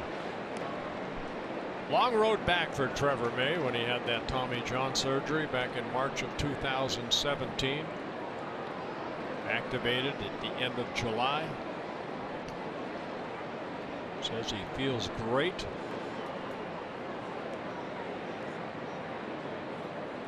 Well, back. Talking to pitchers or position players for that matter who've had the surgery done, and they all talk about the monotony, the tedium of the rehab. You're disconnected from the team, and you're pretty much by yourself. Sano went through it years ago, of course. And you're pretty much on your own with your thoughts and the tedious rehab. Drive to center. Kepler's there, though. 2 down.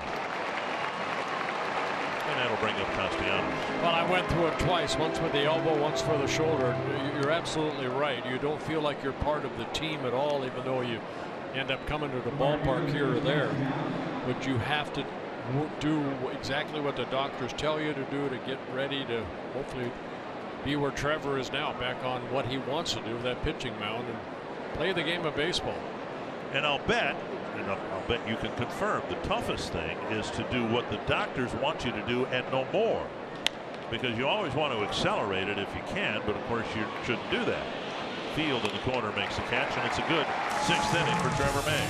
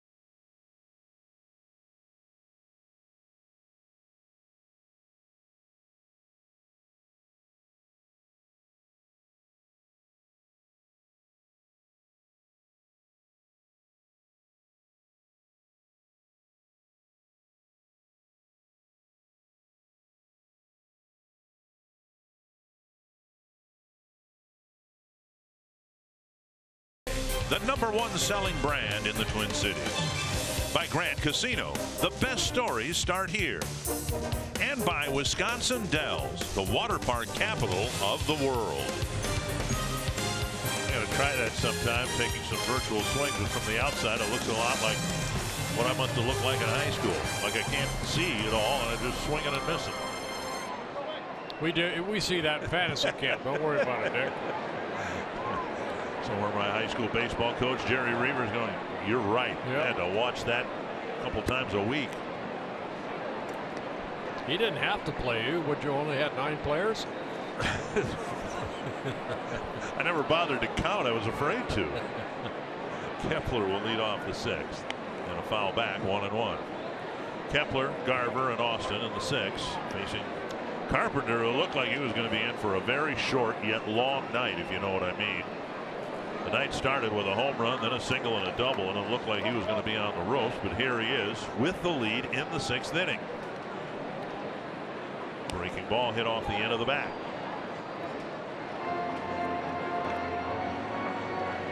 Well, they've done a good job of changing speeds now, and exactly what I said at the beginning. That's what they wanted them to do. Throw more breaking balls, change up. Sneaky fastball becomes, fastball becomes a little sneakier when you're throwing a lot of off-speed pitches.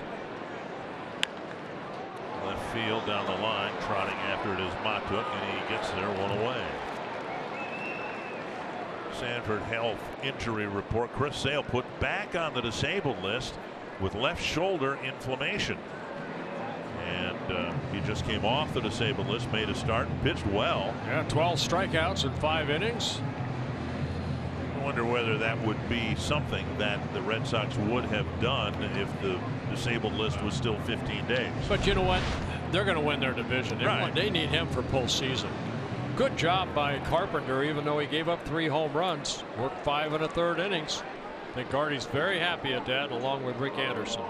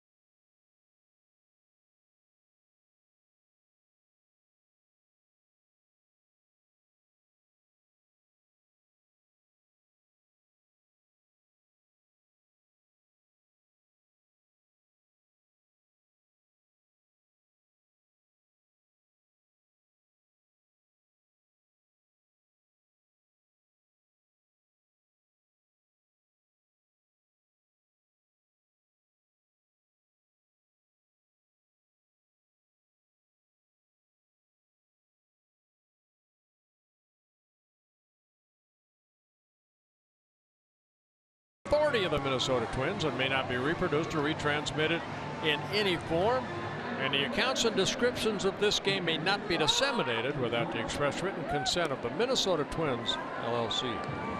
Numbers don't add up for Drew Verhagen in terms of ERA, nearly 6, but an opponent batting average of .228, doesn't walk a lot of people. Comes up maybe a couple more home runs than you'd like, but 5.80 ERA, and we'll see if they can do something against him. Verhagen in his 5th season with the Tigers. Fastball in the low 90s, curveball, slider, changeup. Number 4 picked by the Tigers back in 2012. 6'6" right-hander. As we've said throughout this series and last weekend as well, Tigers have a 9-man bullpen, and every last one of them is right-handed. Really a key part of the game last night with Mauer able to hit. There really wasn't a left-handed reliever to go to once Boyd came out of the game. 1-0. And now 2-0. Austin on deck.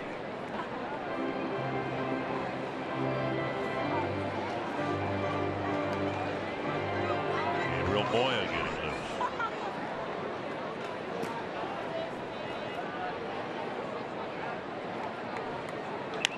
Hit to third. Nice hop for Candelario. And a stretch at first. Ducey keeps a foot on the bag. 2 down. Austin has a couple of hits, including a long home run to right center field.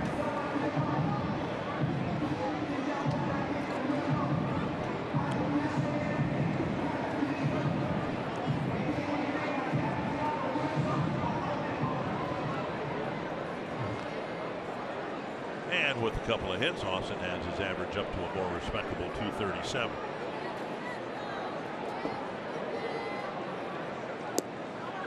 Outside corner.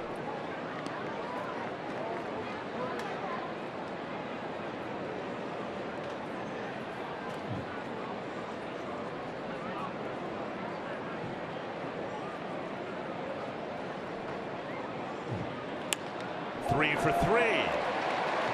And Austin will make the turn at first and hold up there with a 2-out single. A good swing right there on that breaking ball.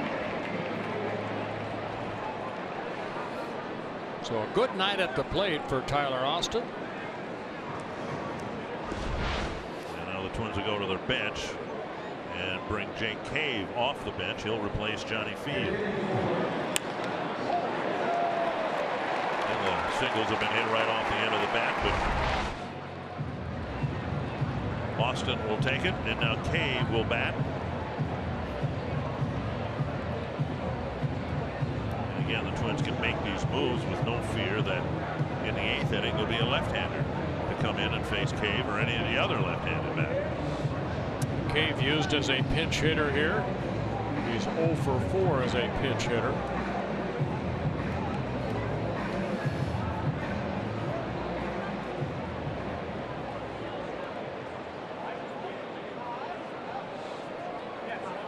Cave, of course, has some pop with 4 home runs.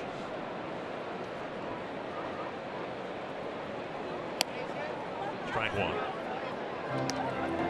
But oddly, only one of the home runs has come, I beg your pardon, 2 of the home runs have come against a right-handed pitcher. He's also hit 2 against lefties. 1 strike.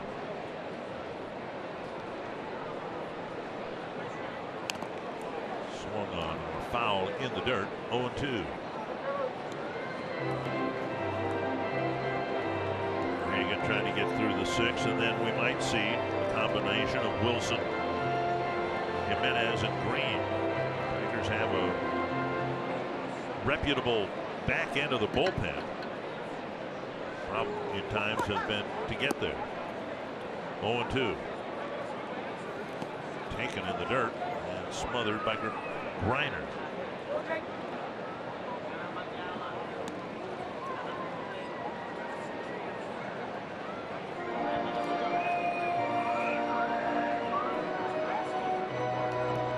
Job by Carpenter, called up to make the start. Blaine Hardy was supposed to start.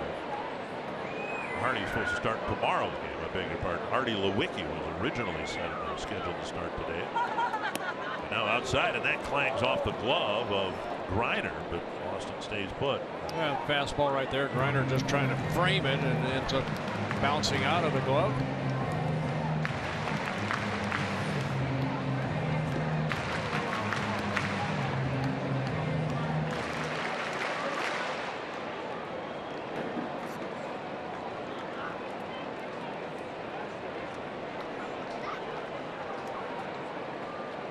Two and two.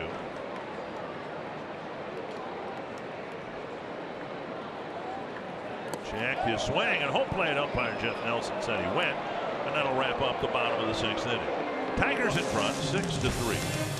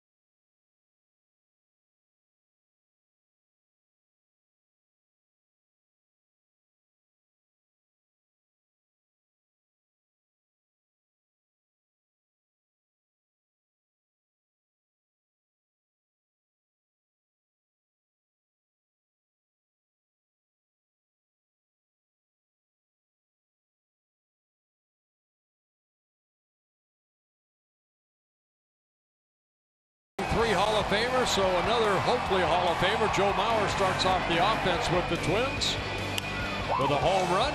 Sano tied the game with a home run in the 3rd inning, and 3-3, but the Tigers come back with 3 runs in the 5th because of a 3-run home run by Mikey Matuk.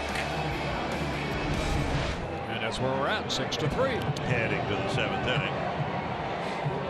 And Gabriel Moya will come out of the Twins pen to pitch to the Tigers in the 7th. And Moya worked the 8th inning in last night's ball game. A 1-2-3 inning with a couple strikeouts, making his 18th relief appearance. And Jake Cave taking over in right field.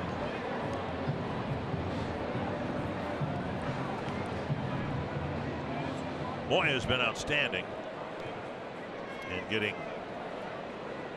more and more later inning assignments. Taylor Rogers has been really good as of late. So the left side of the Twins bullpen, even without Zach Duke, has been pretty strong. We'll see how Moya does here facing Nico Goodrum. Goodrum's been on base all 3 times, and yet he doesn't have a hit. He's walked twice and was hit by a pitch.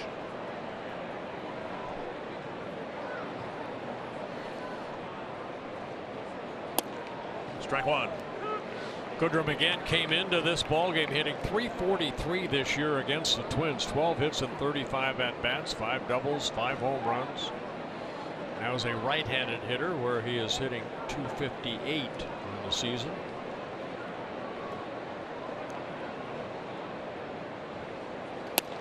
Strike 2 on the outside corner. We've seen from Moya, he doesn't have overwhelming stuff. His changeup, of course, will get a lot of swings and misses, but his strikes are quality strikes. Throw a whole lot right down the middle. Victor Alcantara. Got a good changeup. Saw the hard breaking ball. Now ahead in the count. And a breaking ball down and in.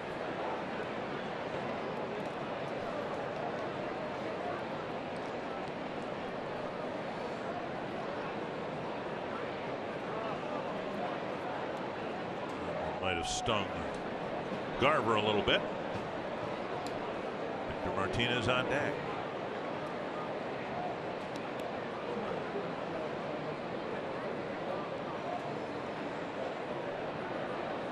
How was Zach Duke being traded away to Seattle? It kind of opened the door for Moya. It's kind of going back and forth between the Twins and Rochester. 1-2 to Goodrum.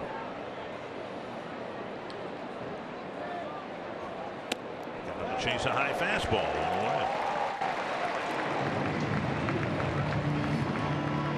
Moya, who picked up a couple strikeouts in last night's outing, got Goodrum for the 2nd time. Struck out Goodrum last night. 1 down. MLB at bat is your #1 Twins app. You can customize your experience to catch every moment this season. Get Twins home screen icons and features such as the MLB.TV game of the day, pitch tracking, in-game highlights, live radio broadcasts, stats, news, and more. Download MLB at bat today. Strike 1 to Victor Martinez.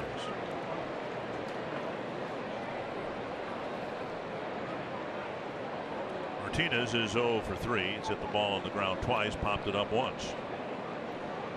And his 2nd at bat, Polanco made a nice running catch in short center field.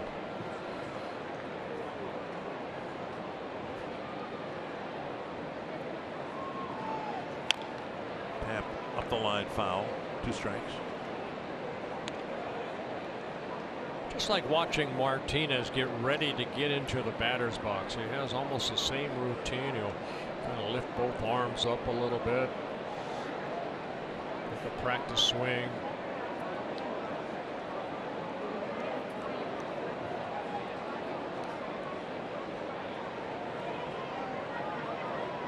A little bit of movement, not much there. It doesn't matter if he's hitting right-hander or left-hander, same routine.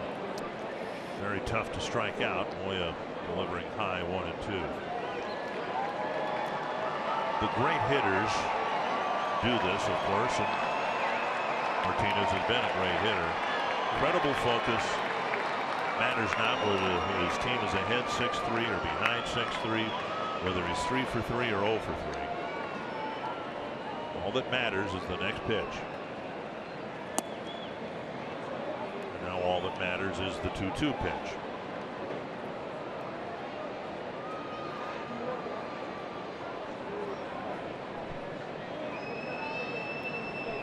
We'll see him talk to himself right there to say, come on, stay back. Balance. Sway back and forth. Now he's set. And another Tapper foul.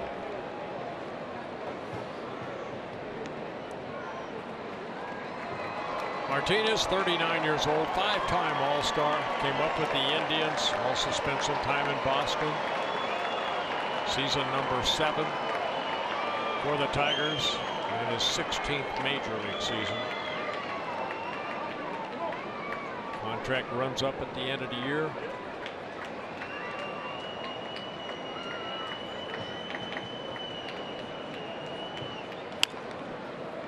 Sano down to a knee. Plenty of time to deliver to Mauer too.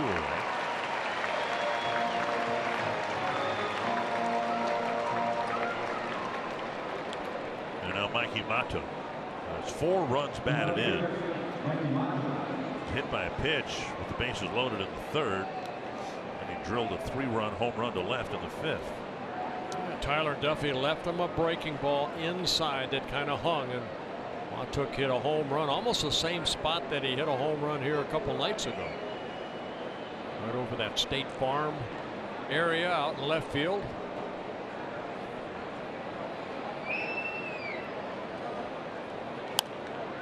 Fouled over the Twins dugout, 1 strike.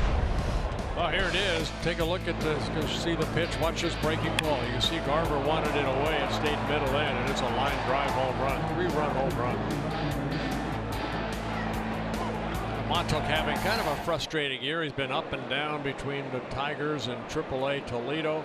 Last year he had 12 home runs in 109 ball games. Hit 276. That average now 190. 1-1.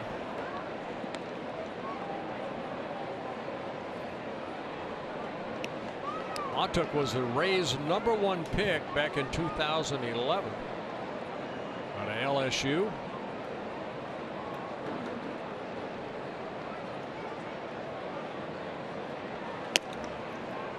Changeup drifts outside, 2-1.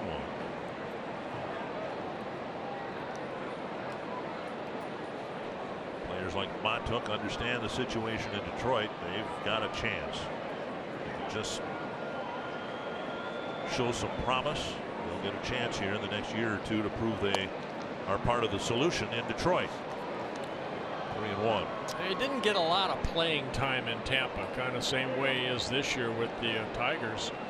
Only because he just didn't hit. Hits well down in the minor leagues, but once he got up with the Tampa Bay Rays, just didn't work. 3-1 for Moya. And a walk sends Montauk to first and will bring up Ronnie Rodriguez. Replay brought to you by Carrier. Where was the pitch? At the knees. Garver that time actually caught it palm up, which is sometimes part of the art of framing lower pitches. See, he still didn't get the call. You can do what Garver did right there. You almost saw him talking to Jeff Nelson, the home plate umpire. Like, did you think that was low without showing up the umpire? Talking with Mitch about the framing business and the immediate feedback you get, and he says, you know, the feedback he's been getting, he's improved and is in the upper 3rd of the league after a really rough start in that category in April. But after the game today, the analytics department for the Twins will hand him essentially his report card on how he did in tonight's game in terms of framing pitches. And the pitch you just saw that walked Matuk will go against the catcher, even though it was the umpire's fault that he didn't make the correct call. Too much homework. Well, I mean, it's there if you want to use it. And, right. you know, the biggest drawback, or one of the biggest drawbacks to Mitch's game, and the biggest question mark about whether his game would play up here, was his pitch framing. That's one of the reasons the Twins signed Jason Castro. Yeah, earlier I had an interview on WCCO with Joe Vavra, and he was talking about that. He's a quality control coach for the Tigers. And he said, you know, all the analytic, and he said, I'm from the old school. That's what Joe said, is good. It's good for the game, but you can almost overload some of the players with too much information. So that's his job right there, Joe Vavra, is to not only, you know, help Ron Gardenhire and Steve Little on the bench, but also when he talks to the players, you got to know if your player understands what you're going to tell him. Is it going to be positive? Players don't need to hear the negative. 2-1. Well, you've talked often about how you reflected on your start. You wanted to know how many first pitch strikes you threw, right? Yeah. But if I was a catcher, I'd want to know how I did. I would tell my catcher, you did great. Or you know, Tim Wagner's back there and I got beat up. You know, Tim, you called a terrible game. But just in terms of framing pitches, if the information's out there, why wouldn't? If that's an important part of the game. I think, you know, catchers try to, you know, that 17-inch plate, you try to make it a 23-inch plate by framing it. You know, Wilson does a good job. I think Garver's doing better. Jason Castro, of course, considered one of the better frame type catchers.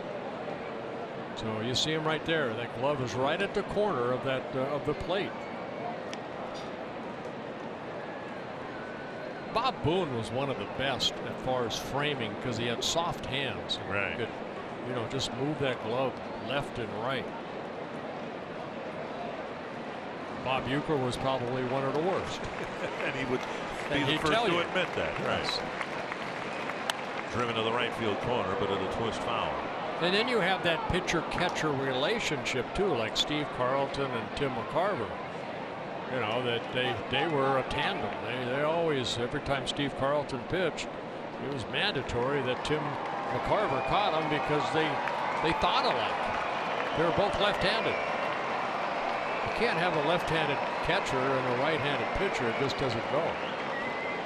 You mean you never pitched to a left-handed catcher? I'm just kidding. 2-2. Moya trying to wrap up seventh inning. He's had to throw a few more pitches than he'd like. This will be number 21.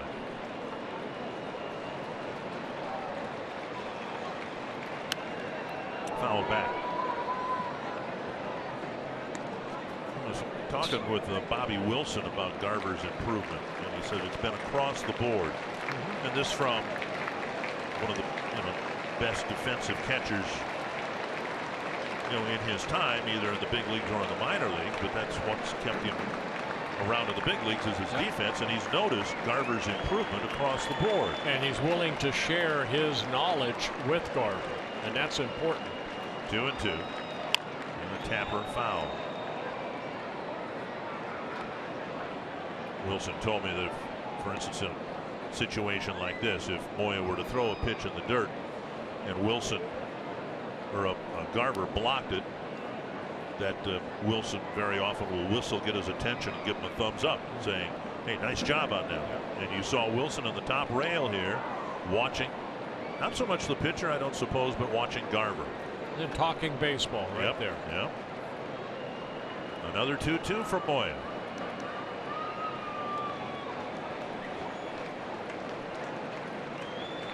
And I believe that's Gibson next to Wilson. If I'm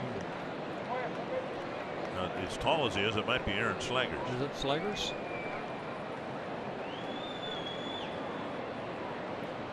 I love talking to the catchers. Yeah, it's Slegers. Relieved to find nothing structurally wrong with his shoulder. Another 2-2 from Moya. A little weak pop-up. Sano wants it. Polanco calls him off, and the inning ends. Hitless, scoreless inning for Gabriel Moya. Good job. He got in the kitchen.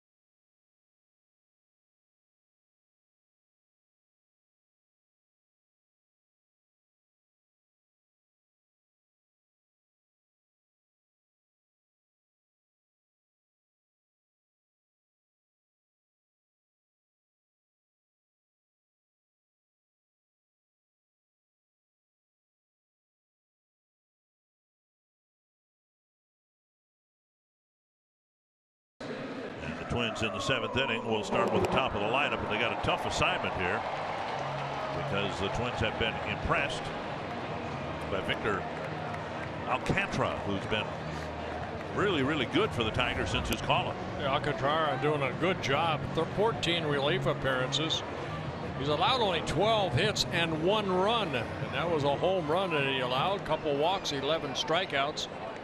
Hard throwing right-hander, 25 years old, his 2nd season. He was a September call-up last year by the Tigers.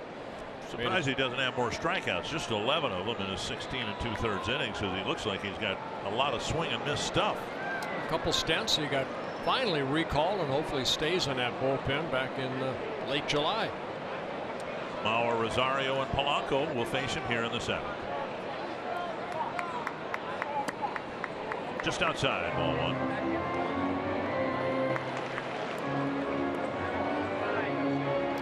Alcantara from Dominican Republic.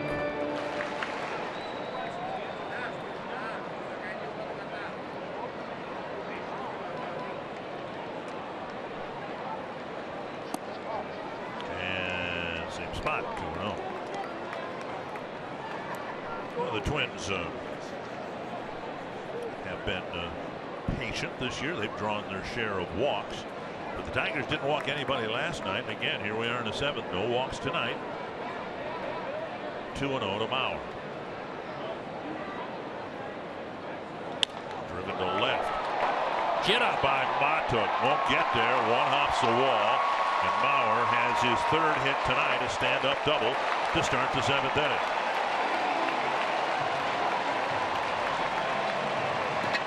There is a little bit of fearlessness, and you sense now with the Twins down 3 runs. Here's tonight's Coors Light refreshing finish, and Mauer getting his 3rd hit.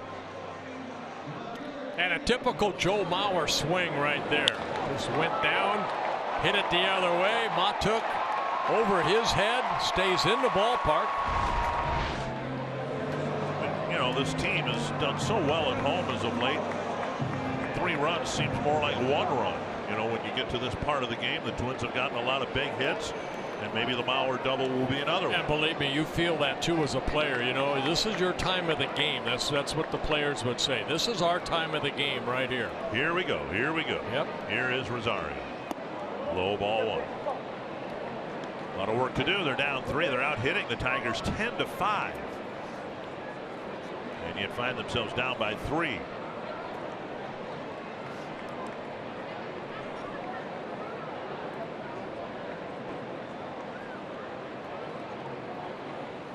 Down and away.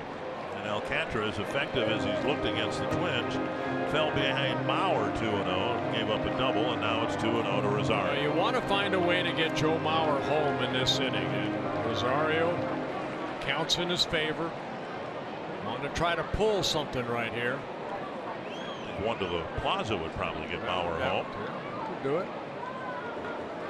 3-0. Polanco on deck.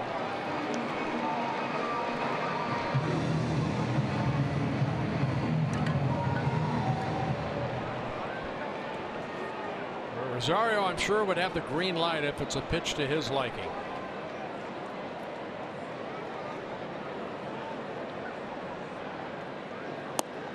And he took a strike. That's a nasty pitch. Rosario thought it was ball 4. Started to walk toward first. Good fastball at 95, lower part of the strike zone. Right there. 3-1.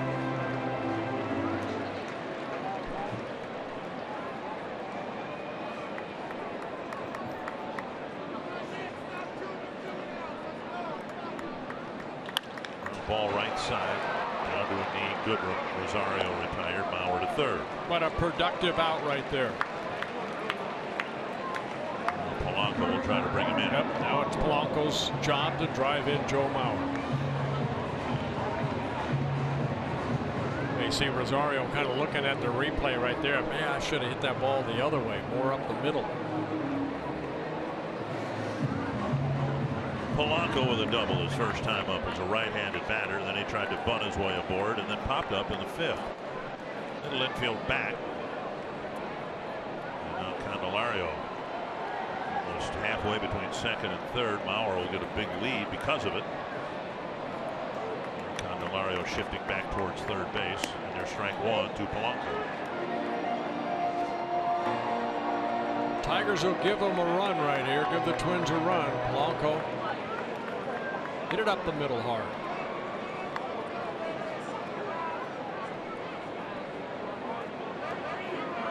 Fouled away. 0-2.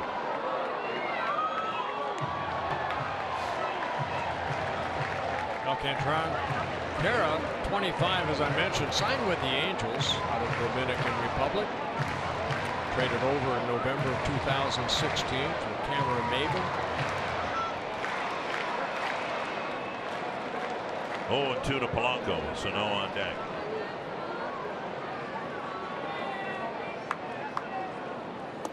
In the dirt, scooped by Griner.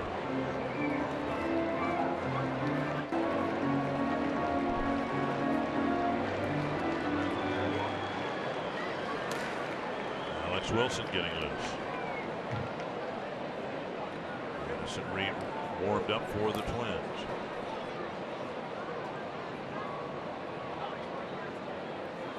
Taken low again, 2-2.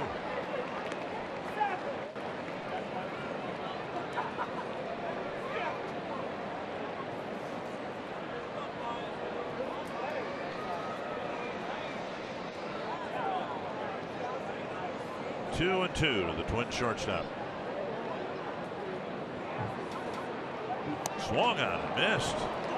Off speed pitch near the outside corner, 2 down. That'll bring up Sano. Sano with 2 hits, including a home run. He struck out in the first inning at a key spot. You see the movement of that changeup.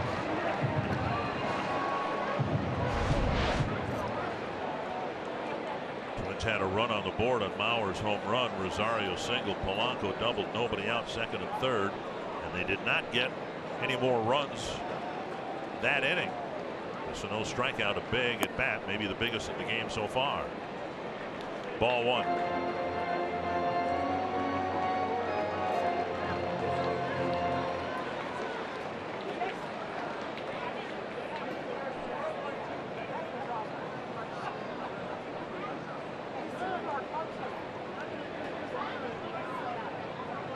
Trying to cash in after Mauer's leadoff double, but now there are 2 gone. Need a little 2-out hitting.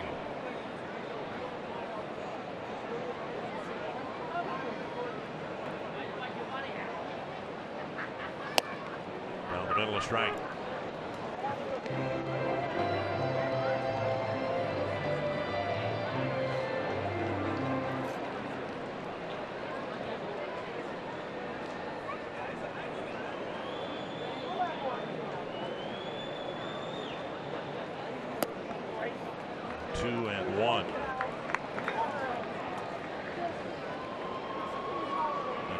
Have at least a .500 record against everybody in the division.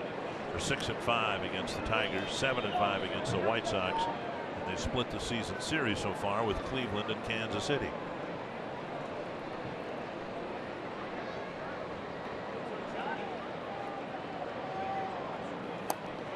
Sano takes 3-1 with Forsythe on deck. And this is what you mentioned, Dick, earlier. Patient Sano staying off that pitch right there. But so much more relaxed at home plate. The only strike that Alcantara's thrown him was a 95-mile-per-hour strike taken by Sano. If he gets another one here, he might unleash. And he got 96 and tapped it foul. 3-2.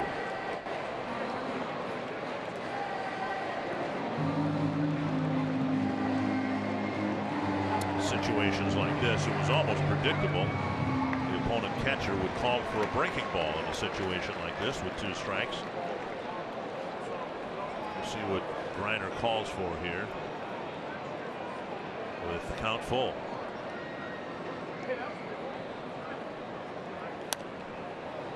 There's a fastball that got in on the handle of the bat. Check swing.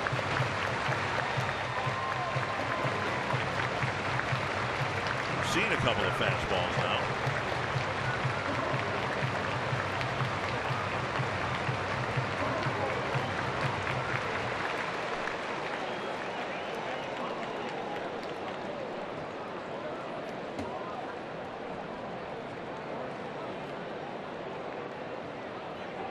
Another 3-2. Just over the head of Mauer.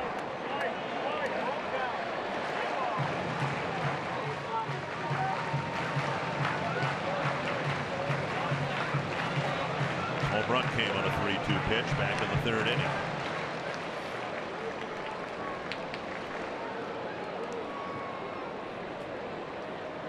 Couple shakeoffs.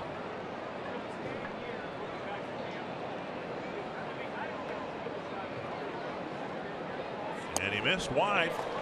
Sano with a real good plate appearance there, drawing a walk, and that'll get Forsythe to the plate as the tying run.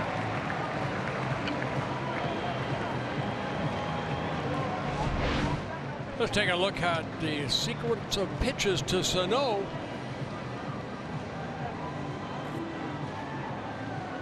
And then the final one. About a foot outside. Looked like the slider. Rick Anderson out to talk to his right-hander.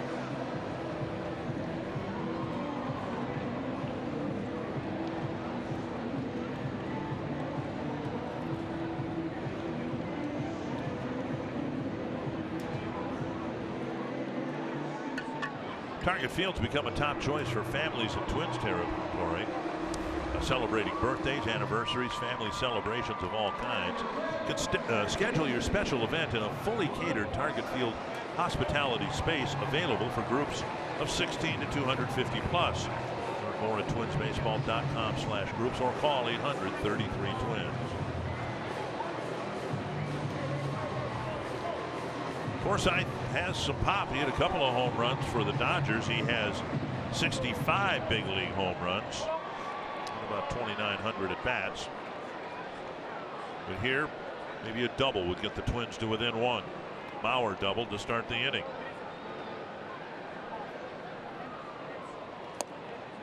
And he takes a fastball for a strike.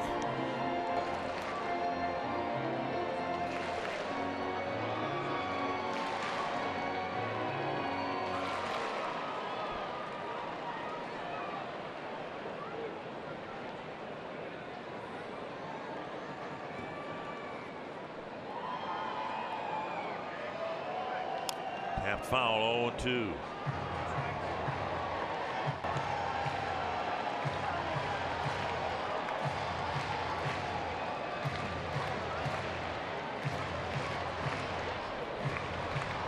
I do see the first baseman holding Sano, so Forsythe has a lot of room on the right side of the infield. We've seen him exploit that hole quite a bit.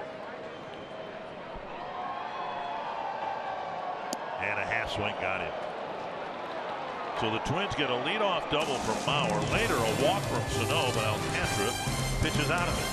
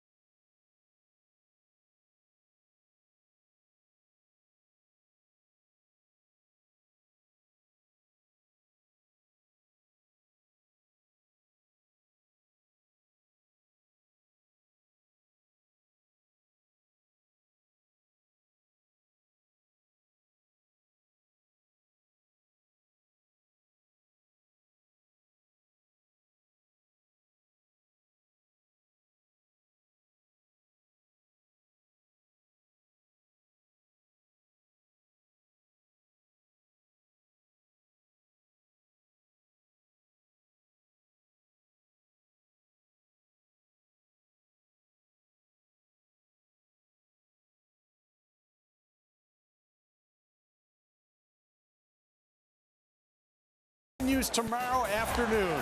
Join us as our coverage for the Tigers and the Twins begins Sunday at 12:30 p.m. right here on Fox Sports North. The Twins trying to win tonight, then going for the sweep tomorrow. It'll be Jaco DeRizzi going for the Twins. And I talked with Al Avila, the general manager of the Tigers, who's out the trip. I said, who are you starting tomorrow? He says, I can't tell you. It's a secret. I kind of know who is, but yeah, you're right. Until they announce it, we really can't throw out a name. Walter Johnson, maybe. Jack Morris. Mickey Lolich is coming back. Jack has got nothing to do tomorrow. Yeah, that's true. Oh, we'll get him. He's tired. Addison Reed will pitch. The Tigers in the 8th inning, starting with Grayson Greiner. Now Reed making his 46th relief appearance. Looking for a clean 8th inning. Fastball, slider, changeup from Reed.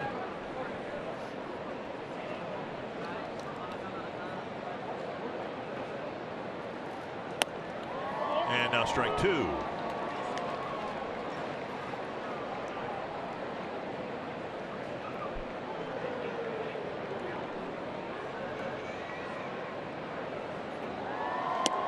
Check swing 1 and 2.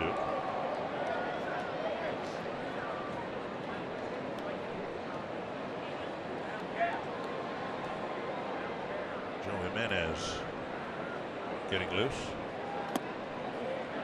What we think will be an appearance in the 8th, and then one would think if the score is warrants it, Shane Green would get the 9th. Reyes will bat next here. Count from Reed 2 and 2.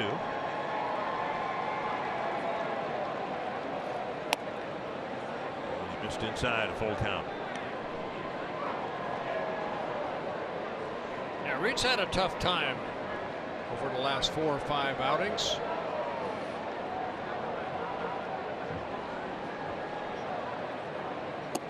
Down and away, an opening walk.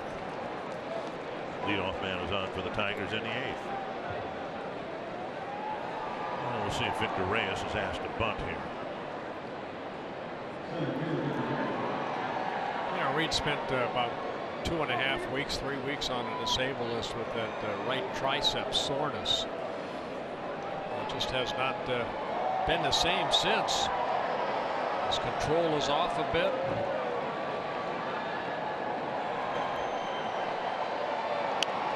Kyle Gibson here, was it 2 nights ago, I guess. We're talking about, I think he volunteered coming back from Tommy John surgery, that the velocity coming back isn't the challenge, it's the command. And so in a somewhat lesser situation like Reed, he just missed a few weeks, but you know, you need to be on the mound pitching, I imagine, to retain that sharpness. The velocity might be the least of your concerns. It's the location. Well, you know what? He's a guy that steps toward the third base line, so he really throws across his body, but he's able to get his upper torso over his left leg. But you're right, the command. You know, you can throw the same velocity, but are you hitting your spots? Nice backhanded catch by Garver. It's 1 and 2. The best example of that in fairly recent Twins history. Well, watch where he steps now. You see where he's starting at the first base side and how he's able to come over that leg that lands, the left leg.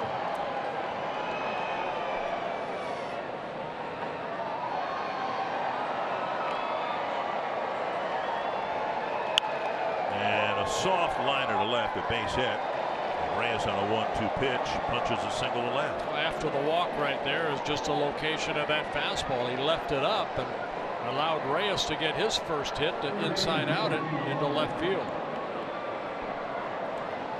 A little threat here early in the 8th inning against Reed, who's got to try to weave his way out of it, but now he'll be facing the top of the Tiger order. I was going to say a moment ago that the best example in recent Twins history, that was Joe Mays, who threw 92, 93 miles per hour with some sink.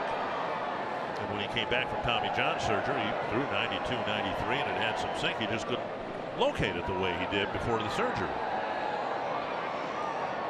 Here's Candelario, a double his first time out. Watch the bunt here. Yep, pulling the bat back and taking ball one.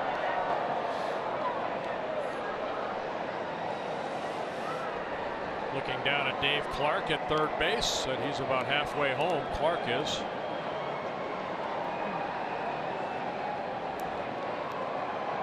Pitch looked good, but it was called a ball.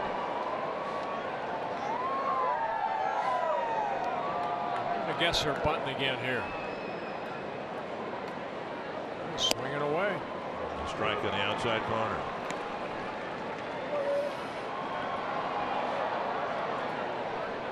Good crowd here tonight. 31,904.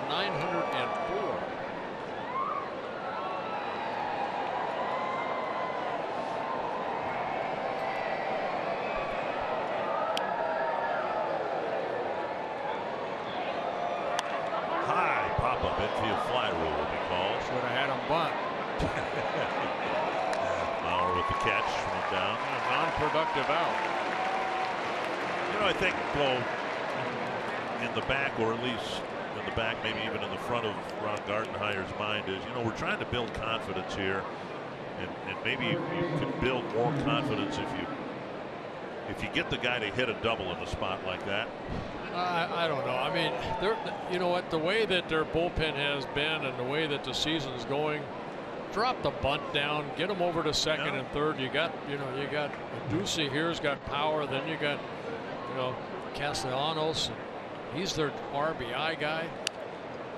Ducey with a good rip at a high fastball. Strike one. That's what's great about the game. You can second guess the heck out of it. Sometimes when a player lays down a good bunt and sacrifices himself to advance the runners, he's going to get more high fives in the dugout than he would if he hit a double. Well, maybe not. No, I don't think so. Maybe not. I take that back. Driving in a couple of runs. Here's a ball hit towards second. Flip. Oh, what a quick flip. And now an errant throw by Polanco, and a run will score. Forsythe with a quick flip to Polanco, who caught it, but then threw wildly, and even a diving Mauer couldn't flag it down. Yeah, Ducey, I've talked before, he gets down that line pretty quick. So, yeah, the quick flip and then the quick throw of Polanco, just not under control. See the quick flip right there. Polanco's throw off the range of Joe Mauer. Even if it had been an accurate throw, Ducey was going to beat it handily. Right. Didn't appear to be any problem with the grip, just a sailing throw. Yeah, Ducey's already past the bag. So an insurance run for the Tigers. The leadoff walk comes around to score. Yeah, no RBI for Ducey. It'll be an error charged to Polanco on the fielder's choice.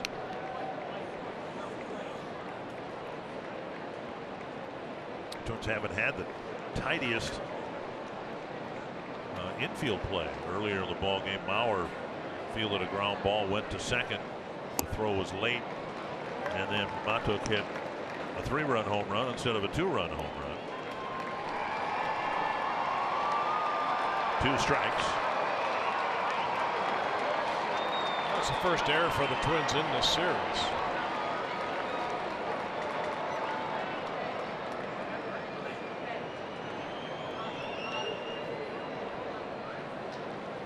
On the outside corner, Reed finishes off the inning, but the leadoff walk comes around to score, and the Tigers are up now by 4.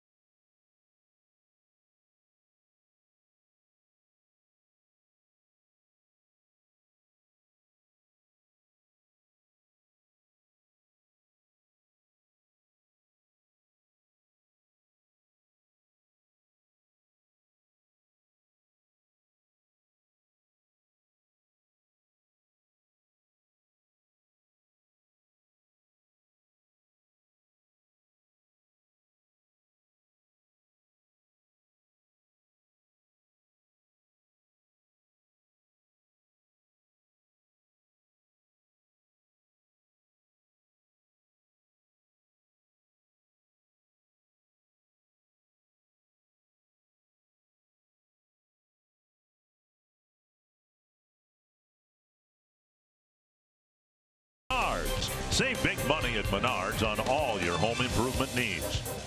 And by Dodge. Join the brotherhood of muscle at the Dodge Summer Clearance event and get a great deal. 7-3, the Tigers have the lead now, and they've set things up well for their bullpen. It'll be Joe Jimenez pitching to the Twins in the 8th inning, starting with Max Kepler. Yeah, Jimenez used the most out of that Tiger bullpen. This will be his 56th relief appearance. He's worked 51 1/3 innings, only 43 hits allowed.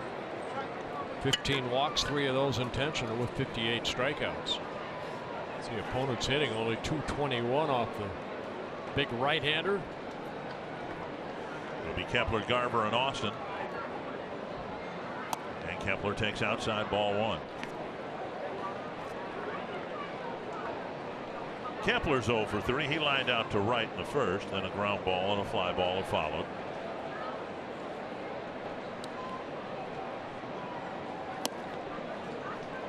Two and 0.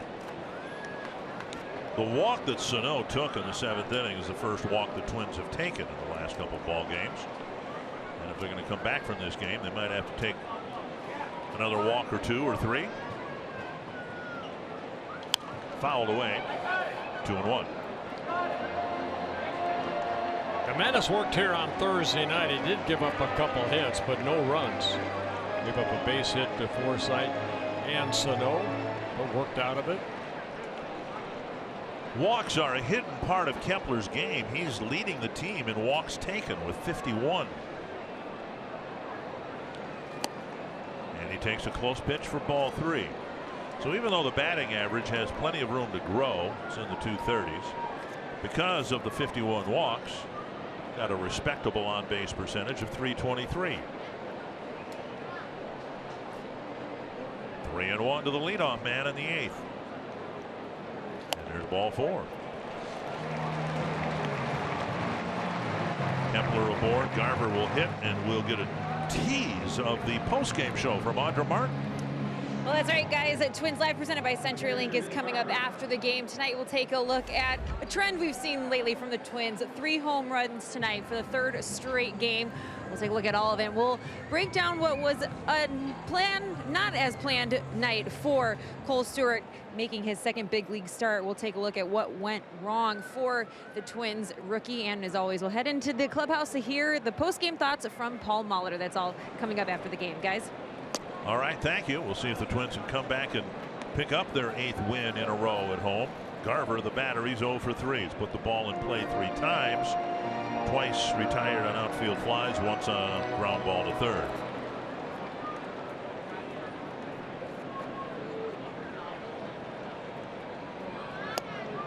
And a strike.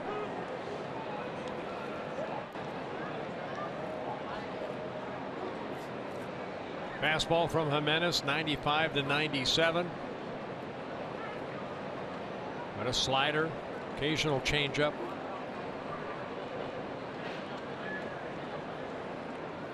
Fouled away. 97 there. That's the thing, you know, you look at the innings, over 50 and only 15 walks, 3 of those intentional, and you realize this guy's already crossed a big hurdle. He's a late inning strike thrower who throws hard. Oliver Drake might get the 9th inning. 1-2. And now 2-2. There's a slider right there. Yeah, you mentioned, Dick, you know, this young man right here is a future closer maybe for the Tigers. That's how they project him in the minor leagues. 56 saves, an ERA at 1.56 in 5 minor league seasons. A drive to left off the bat of Garver. It is back and gone. And the Tiger lead has been cut in half. All right, hung a slider right there. His 5th home run allowed. And Garver did not miss that slider. His 7th home run of the year.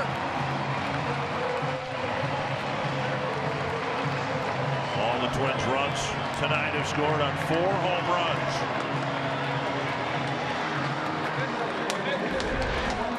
After missing with that previous slider, this one he comes right over the heart of the plate Good solid swing by Mitch Garver.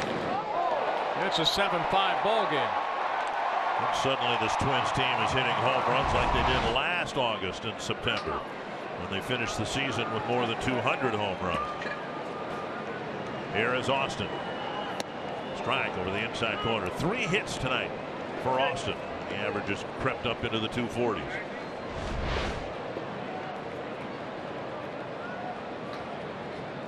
Yes.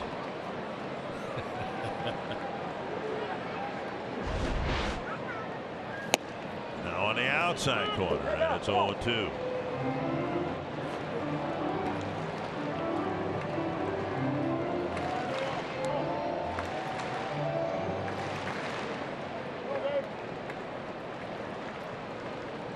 To Tyler Austin. Oh, he got a hittable pitch at 97. If 97 is hittable, but it was right where he was looking for it. Fouled it back. Yeah, not a good 0-2 pitch. Take a look at the location. Right down the middle. Yep.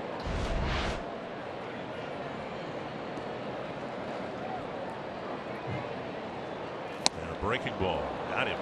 Austin strikes out 1 away. That'll bring up Jake Cave. Okay, get on there.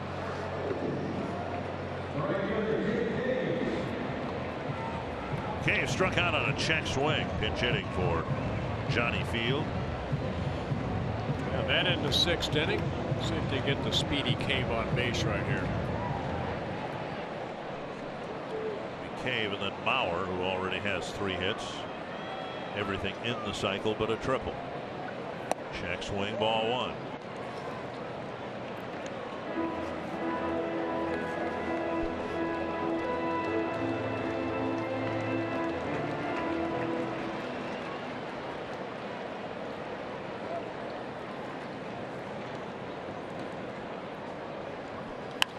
You mentioned it. Walking is a big part of Kepler's game. He's walked now 52 times. It's a weakness in Cave's game. Cave now has 146 at bats and only 6 walks, and 2 of them have been intentional. So you take the 4 walks that he's actually taken. You match that up against the 47 strikeouts, now 48 strikeouts. That's something that Jake Cave might have to work on. 1-1. Well, they're going inside right here. And high, 2-1.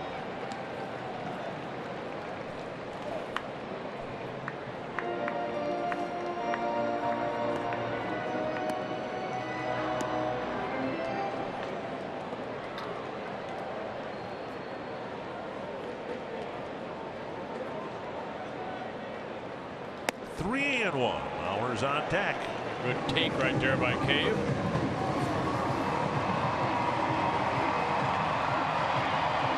I say it's a good take. We've seen him swing a lot at that high fastball. So the count in his favor here.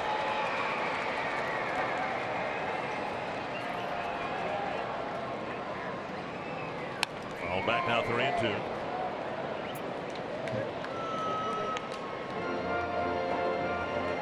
And this is where you'd like to see some plate discipline. If it's not close to being a strike, there's nothing wrong in this situation to taking a walk.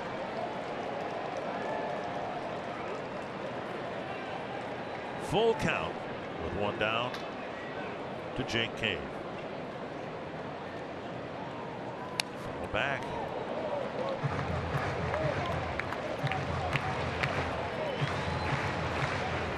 I think Jimenez here is just going to continue to pepper him with fastballs.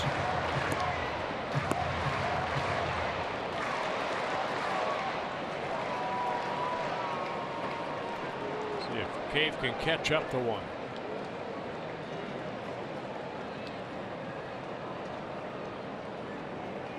Missed inside, and Cave has taken just the 5th walk of the season. And it'll get the tying run to the plate. And hot hitting Joe Mauer. Well, quite a night for Joe Mauer. He led off the bottom of the 1st inning with a home run, his 5th of the year. That gave the Twins a 1-0 lead. In the 5th inning, he singled in front of Matuk. And then in the 7th inning, He doubled over the head of Mata. All you need is a triple, Joe. He's gotten 30 of them in his career. One this year. Reiner and Jimenez talking it over on the mound after Rick Anderson's departed. Of course, he came up with a big swing off the bench last night. Big 3-run home run last night for Joe Mauer. That in the 7th inning. Twins put a 4 on the board in the 7th. And ended up winning the game 5-4. It's been more than 9 years since a Twins batter's hit for the cycle. Michael Kanaya the last to do it in 09. And Mauer takes strike 1. And knowing Joe, you viewers have watched him, you know that hitting a triple is the last thing on his mind. He's working the count. He's going to try to get a pitch to hit it hard someplace.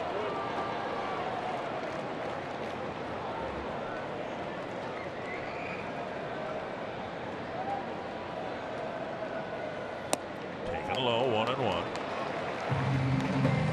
That's a changeup right there.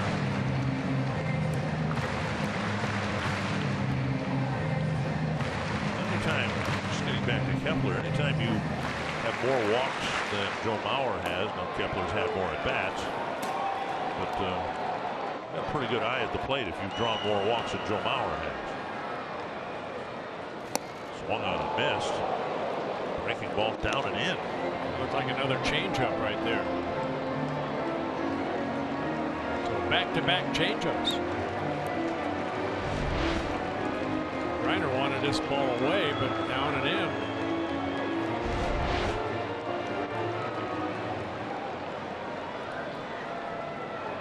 One and 2 to Mauer.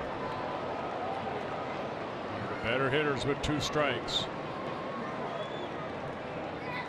Hold back. Fastball a little bit above the belt. Mauer spun it back.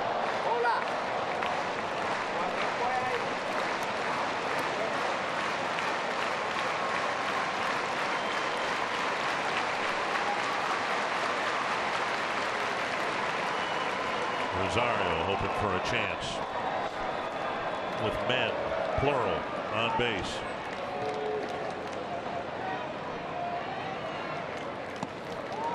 Blocked by Griner, and it's 2-2. That's a tough one to block right there. Griner does a good job.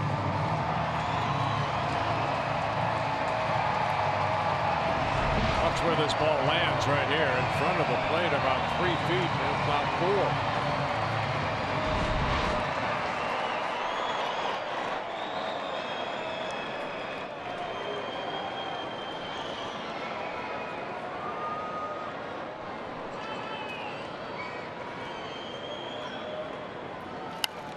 Lifted foul.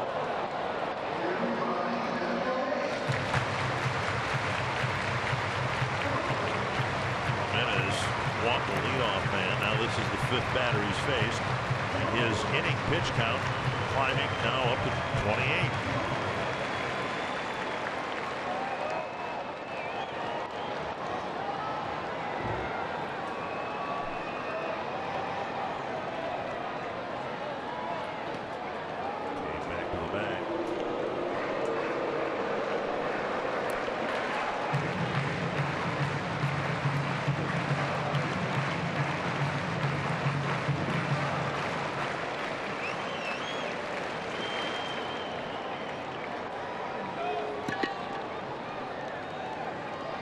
Another 2-2 to Mauer. Throw back. Another fastball.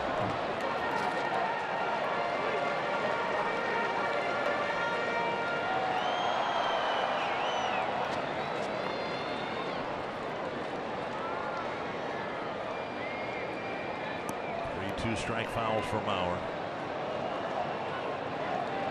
So taking a pitch, ball with 2 strikes. Rosario retreating back to the dugout, maybe for some. I guess he got a drink. And another foul.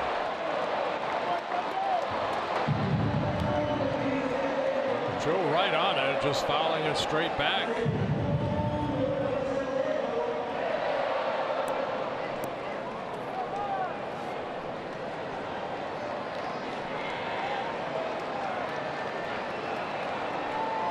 Four times Joe has had a 2-home run ball game.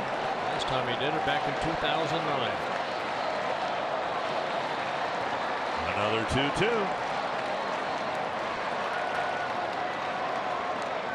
Sliced foul. Threw him a breaking pitch, and Joe got a piece of that too. Pretty nasty pitch right there, and that's what Joe can do. Good hitters foul off nasty pitches, and you hope that they make a mistake on the next one.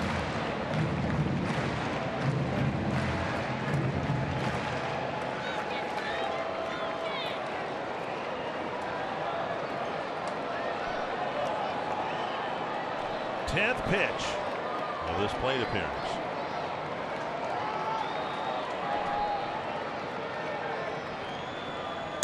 And now it's a full count with Rosario on deck.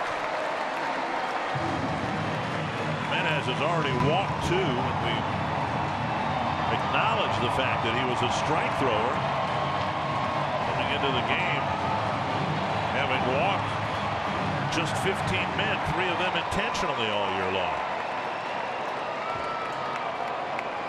See if the Twins send Cave here. Cave goes. Bauer slices another one foul. These are fun to watch. And Reyes had one of these, drew a walk eventually late in the ball game last night against McGill.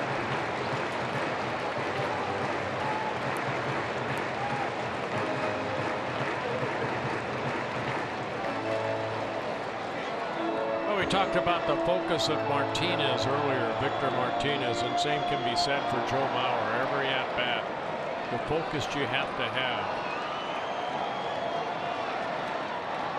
3-2 to Mauer. A drive to center. Reyes going back, and he makes the catch on the warning track. Cave had to retouch second base and get back to the bag. A screaming liner for out number 2. He hit that baby about 400 foot. Boy, he hit it a long way. A great at bat for Joe Mauer. And Reyes and his speed had to use that speed to get back there on the warning track. Got turned around a little bit right there, but makes the catch. So the concentration of Reyes, open glove. And Jimenez taken out after a long battle with Mauer. He ended up getting him. The Twins will bring up Rosario representing the tying run.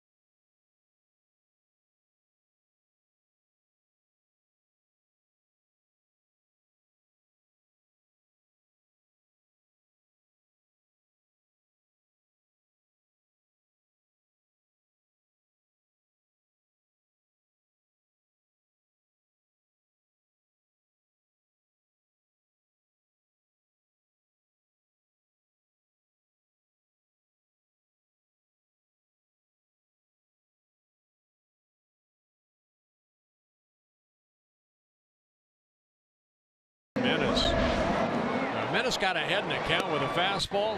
Then he tried a couple changeups in a row. That one just missed low. And Still swinging through that changeup. Now it's a 2-2 count. And then that changeup makes it 3-2, and here come the fastball. I'm just going to challenge you, Joe Mauer. I'm going to go right after you. And Joe keeps fouling him off, Nasty changeup right there. Another nasty pitch down, and then Joe gave it a ride, but again to the deepest part here at Target Field. That sets up Shane Green against Eddie Rosario. Strike one. And Eddie spins away in disbelief. Yeah, Green the closer for Ron Gardenhire, making his 52nd relief appearance.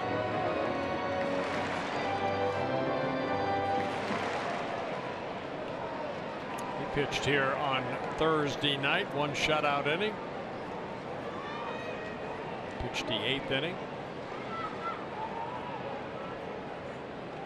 Driven to the gap in left field, and Matuk is there to make the catch. Boy, outs 2 and 3 in the bottom of the 8th were very, very loud.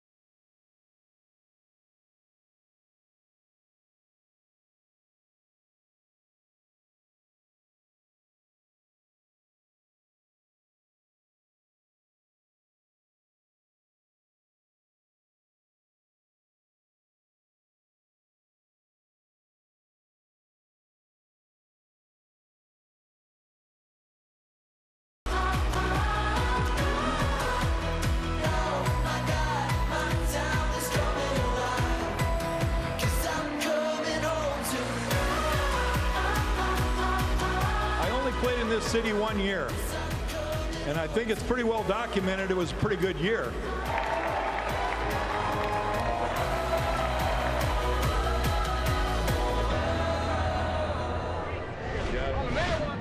Jack Morris honored after his Hall of Fame induction 2 weekends ago. Yeah, it was a pretty good year, 91. And the Twins have had a tough time with the Tigers. I tell you what, the last 2 outs of the bottom of the 8th inning might be the 2 loudest outs I think I've ever heard in succession. Mauer blasted his, Rosario just rocketed his to left field, but they were outs, and we go to the 9th with the Tigers up a couple. Oliver Drake out there for the Twins. Try to get a shutout inning here. Been pitching well since he got called over to the Twins, making his 5th relief appearance. 5 1/3 innings, only 1 hit allowed, 3 walks, 6 strikeouts.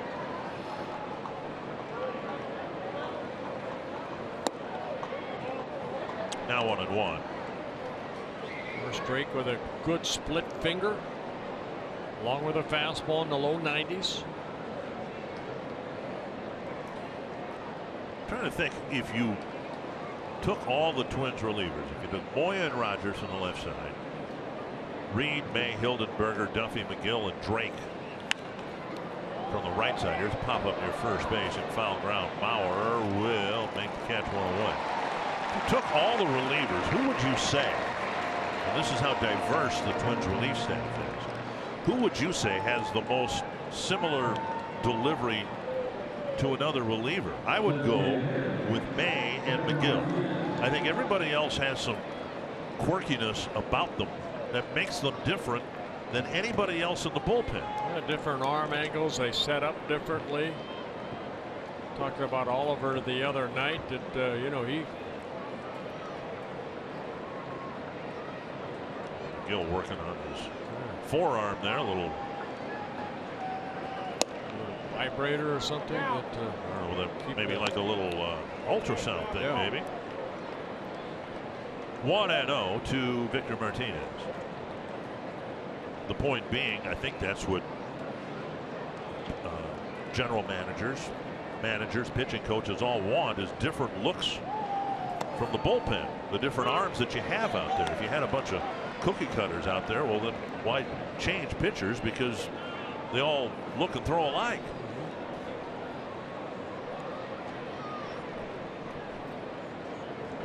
One and one.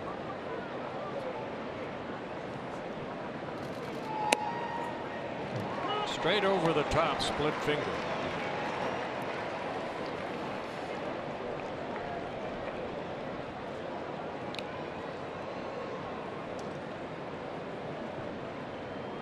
Martinez has not gotten the ball out of the infield yet tonight. 0 for 4. And now 2-2.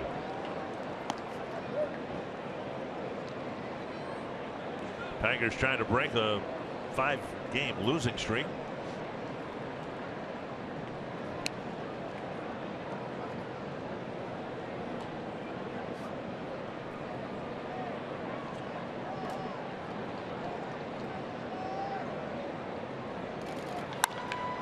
One hopper to Forsythe.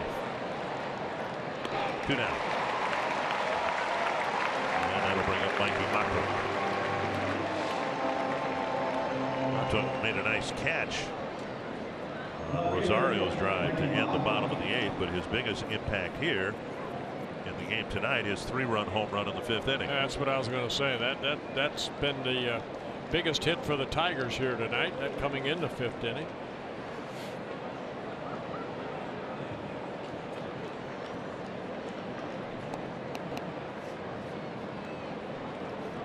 Also got credit for an RBI. Getting hit by a pitch in the 3rd when Cole Stewart was struggling. Fastball just outside, ball 1.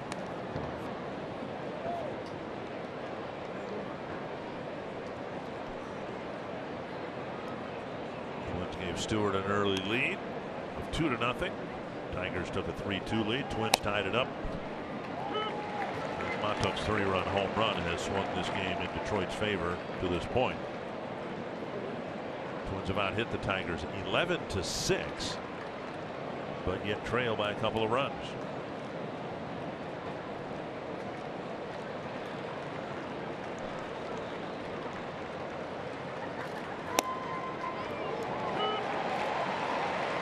Now 1-2.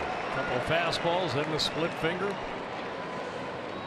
If you're out hitting the other guys 11-6 and you've hit 4 home runs, you figure you're leading the game, not trailing by a couple.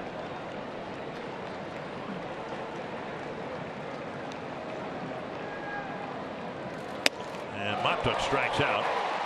Drake has a good 9th inning. And the Twins will send up Polanco, Sano, and Forsythe to try to steal one late against Detroit.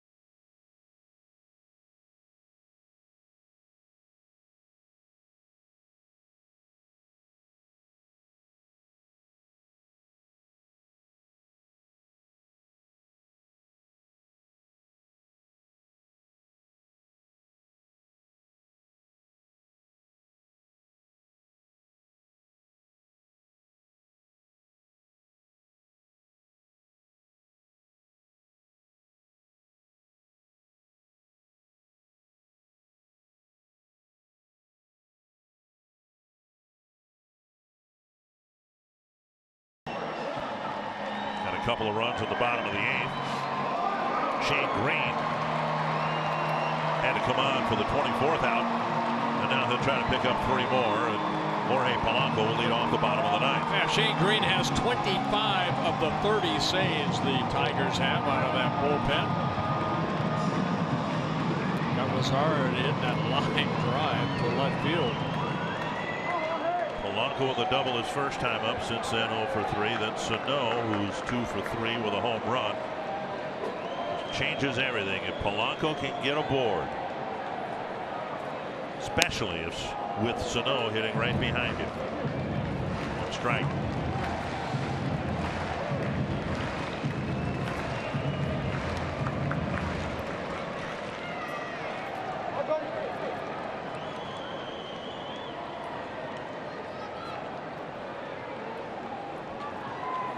Fouled back.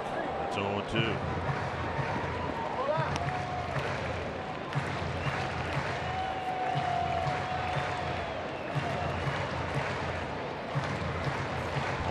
Sano and Forsythe, and then the Twins hope a few more.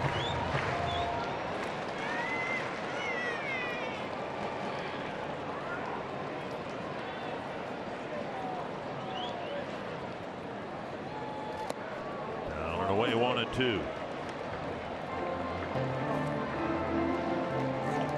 Green originally signed by the Yankees, basically a starter in the minor leagues, came up with the Yankees as a starter, got traded over to Detroit as a starter. Last couple of years out of a bullpen. Now he's their closer. He's done a good job. 2-2 to Polanco.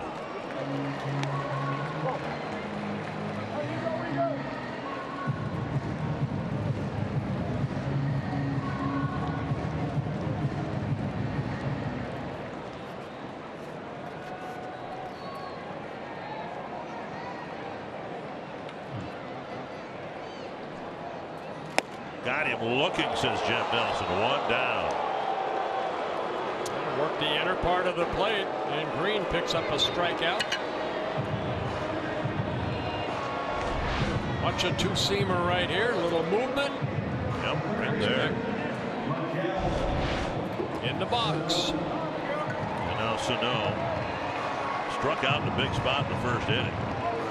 Second and third, nobody out. Then homered in the third. Singled in the 5th, drew a walk in the 7th.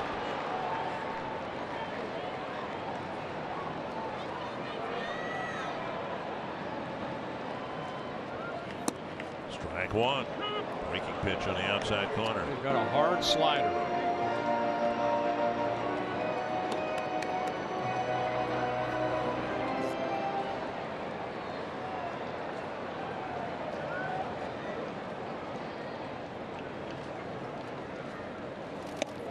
Hit him.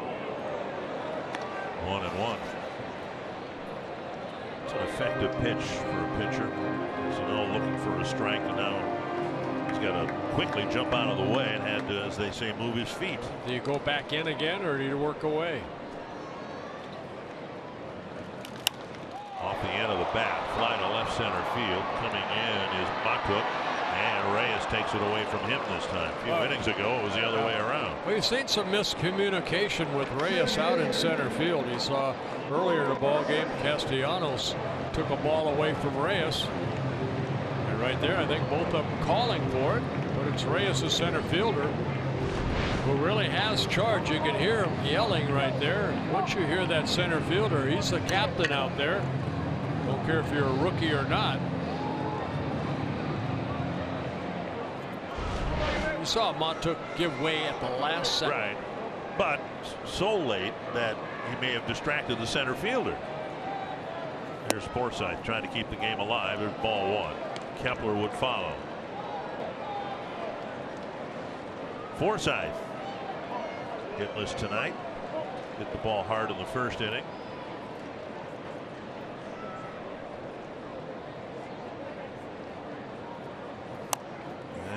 Check swing foul, 1-1.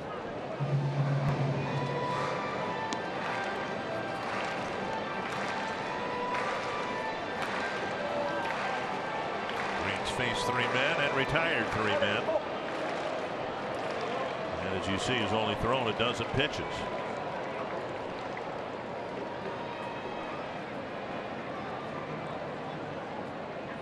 Outside, 2-1.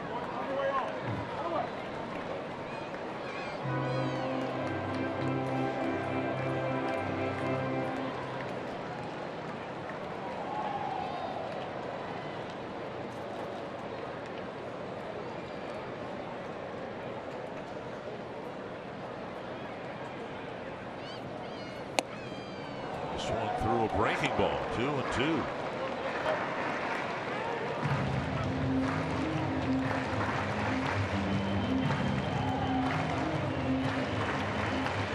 Side 22 for 57 as a Twin, trying to keep the game alive for Max Kepler.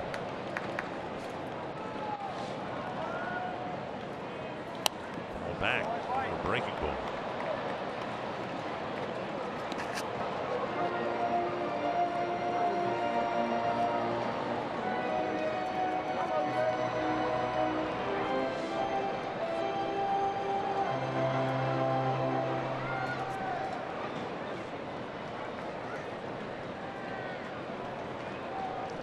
Another 2-2 to Logan Forsythe.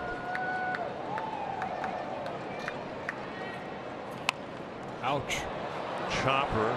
Candelario flips on the run, and that ends it. The Tigers break a losing streak and break a Twins winning streak with a 7-5 win in Game 3. Well, too many walks by Cole Stewart that allowed 3 runs in 2 2/3 innings. Bullpen tried to keep it down, but Duffy with that 3-run home run he allowed. Other than that, Twins lose. Credit Ryan Carpenter. He had a nice start for the Tigers. We'll have more Twins coverage in a moment.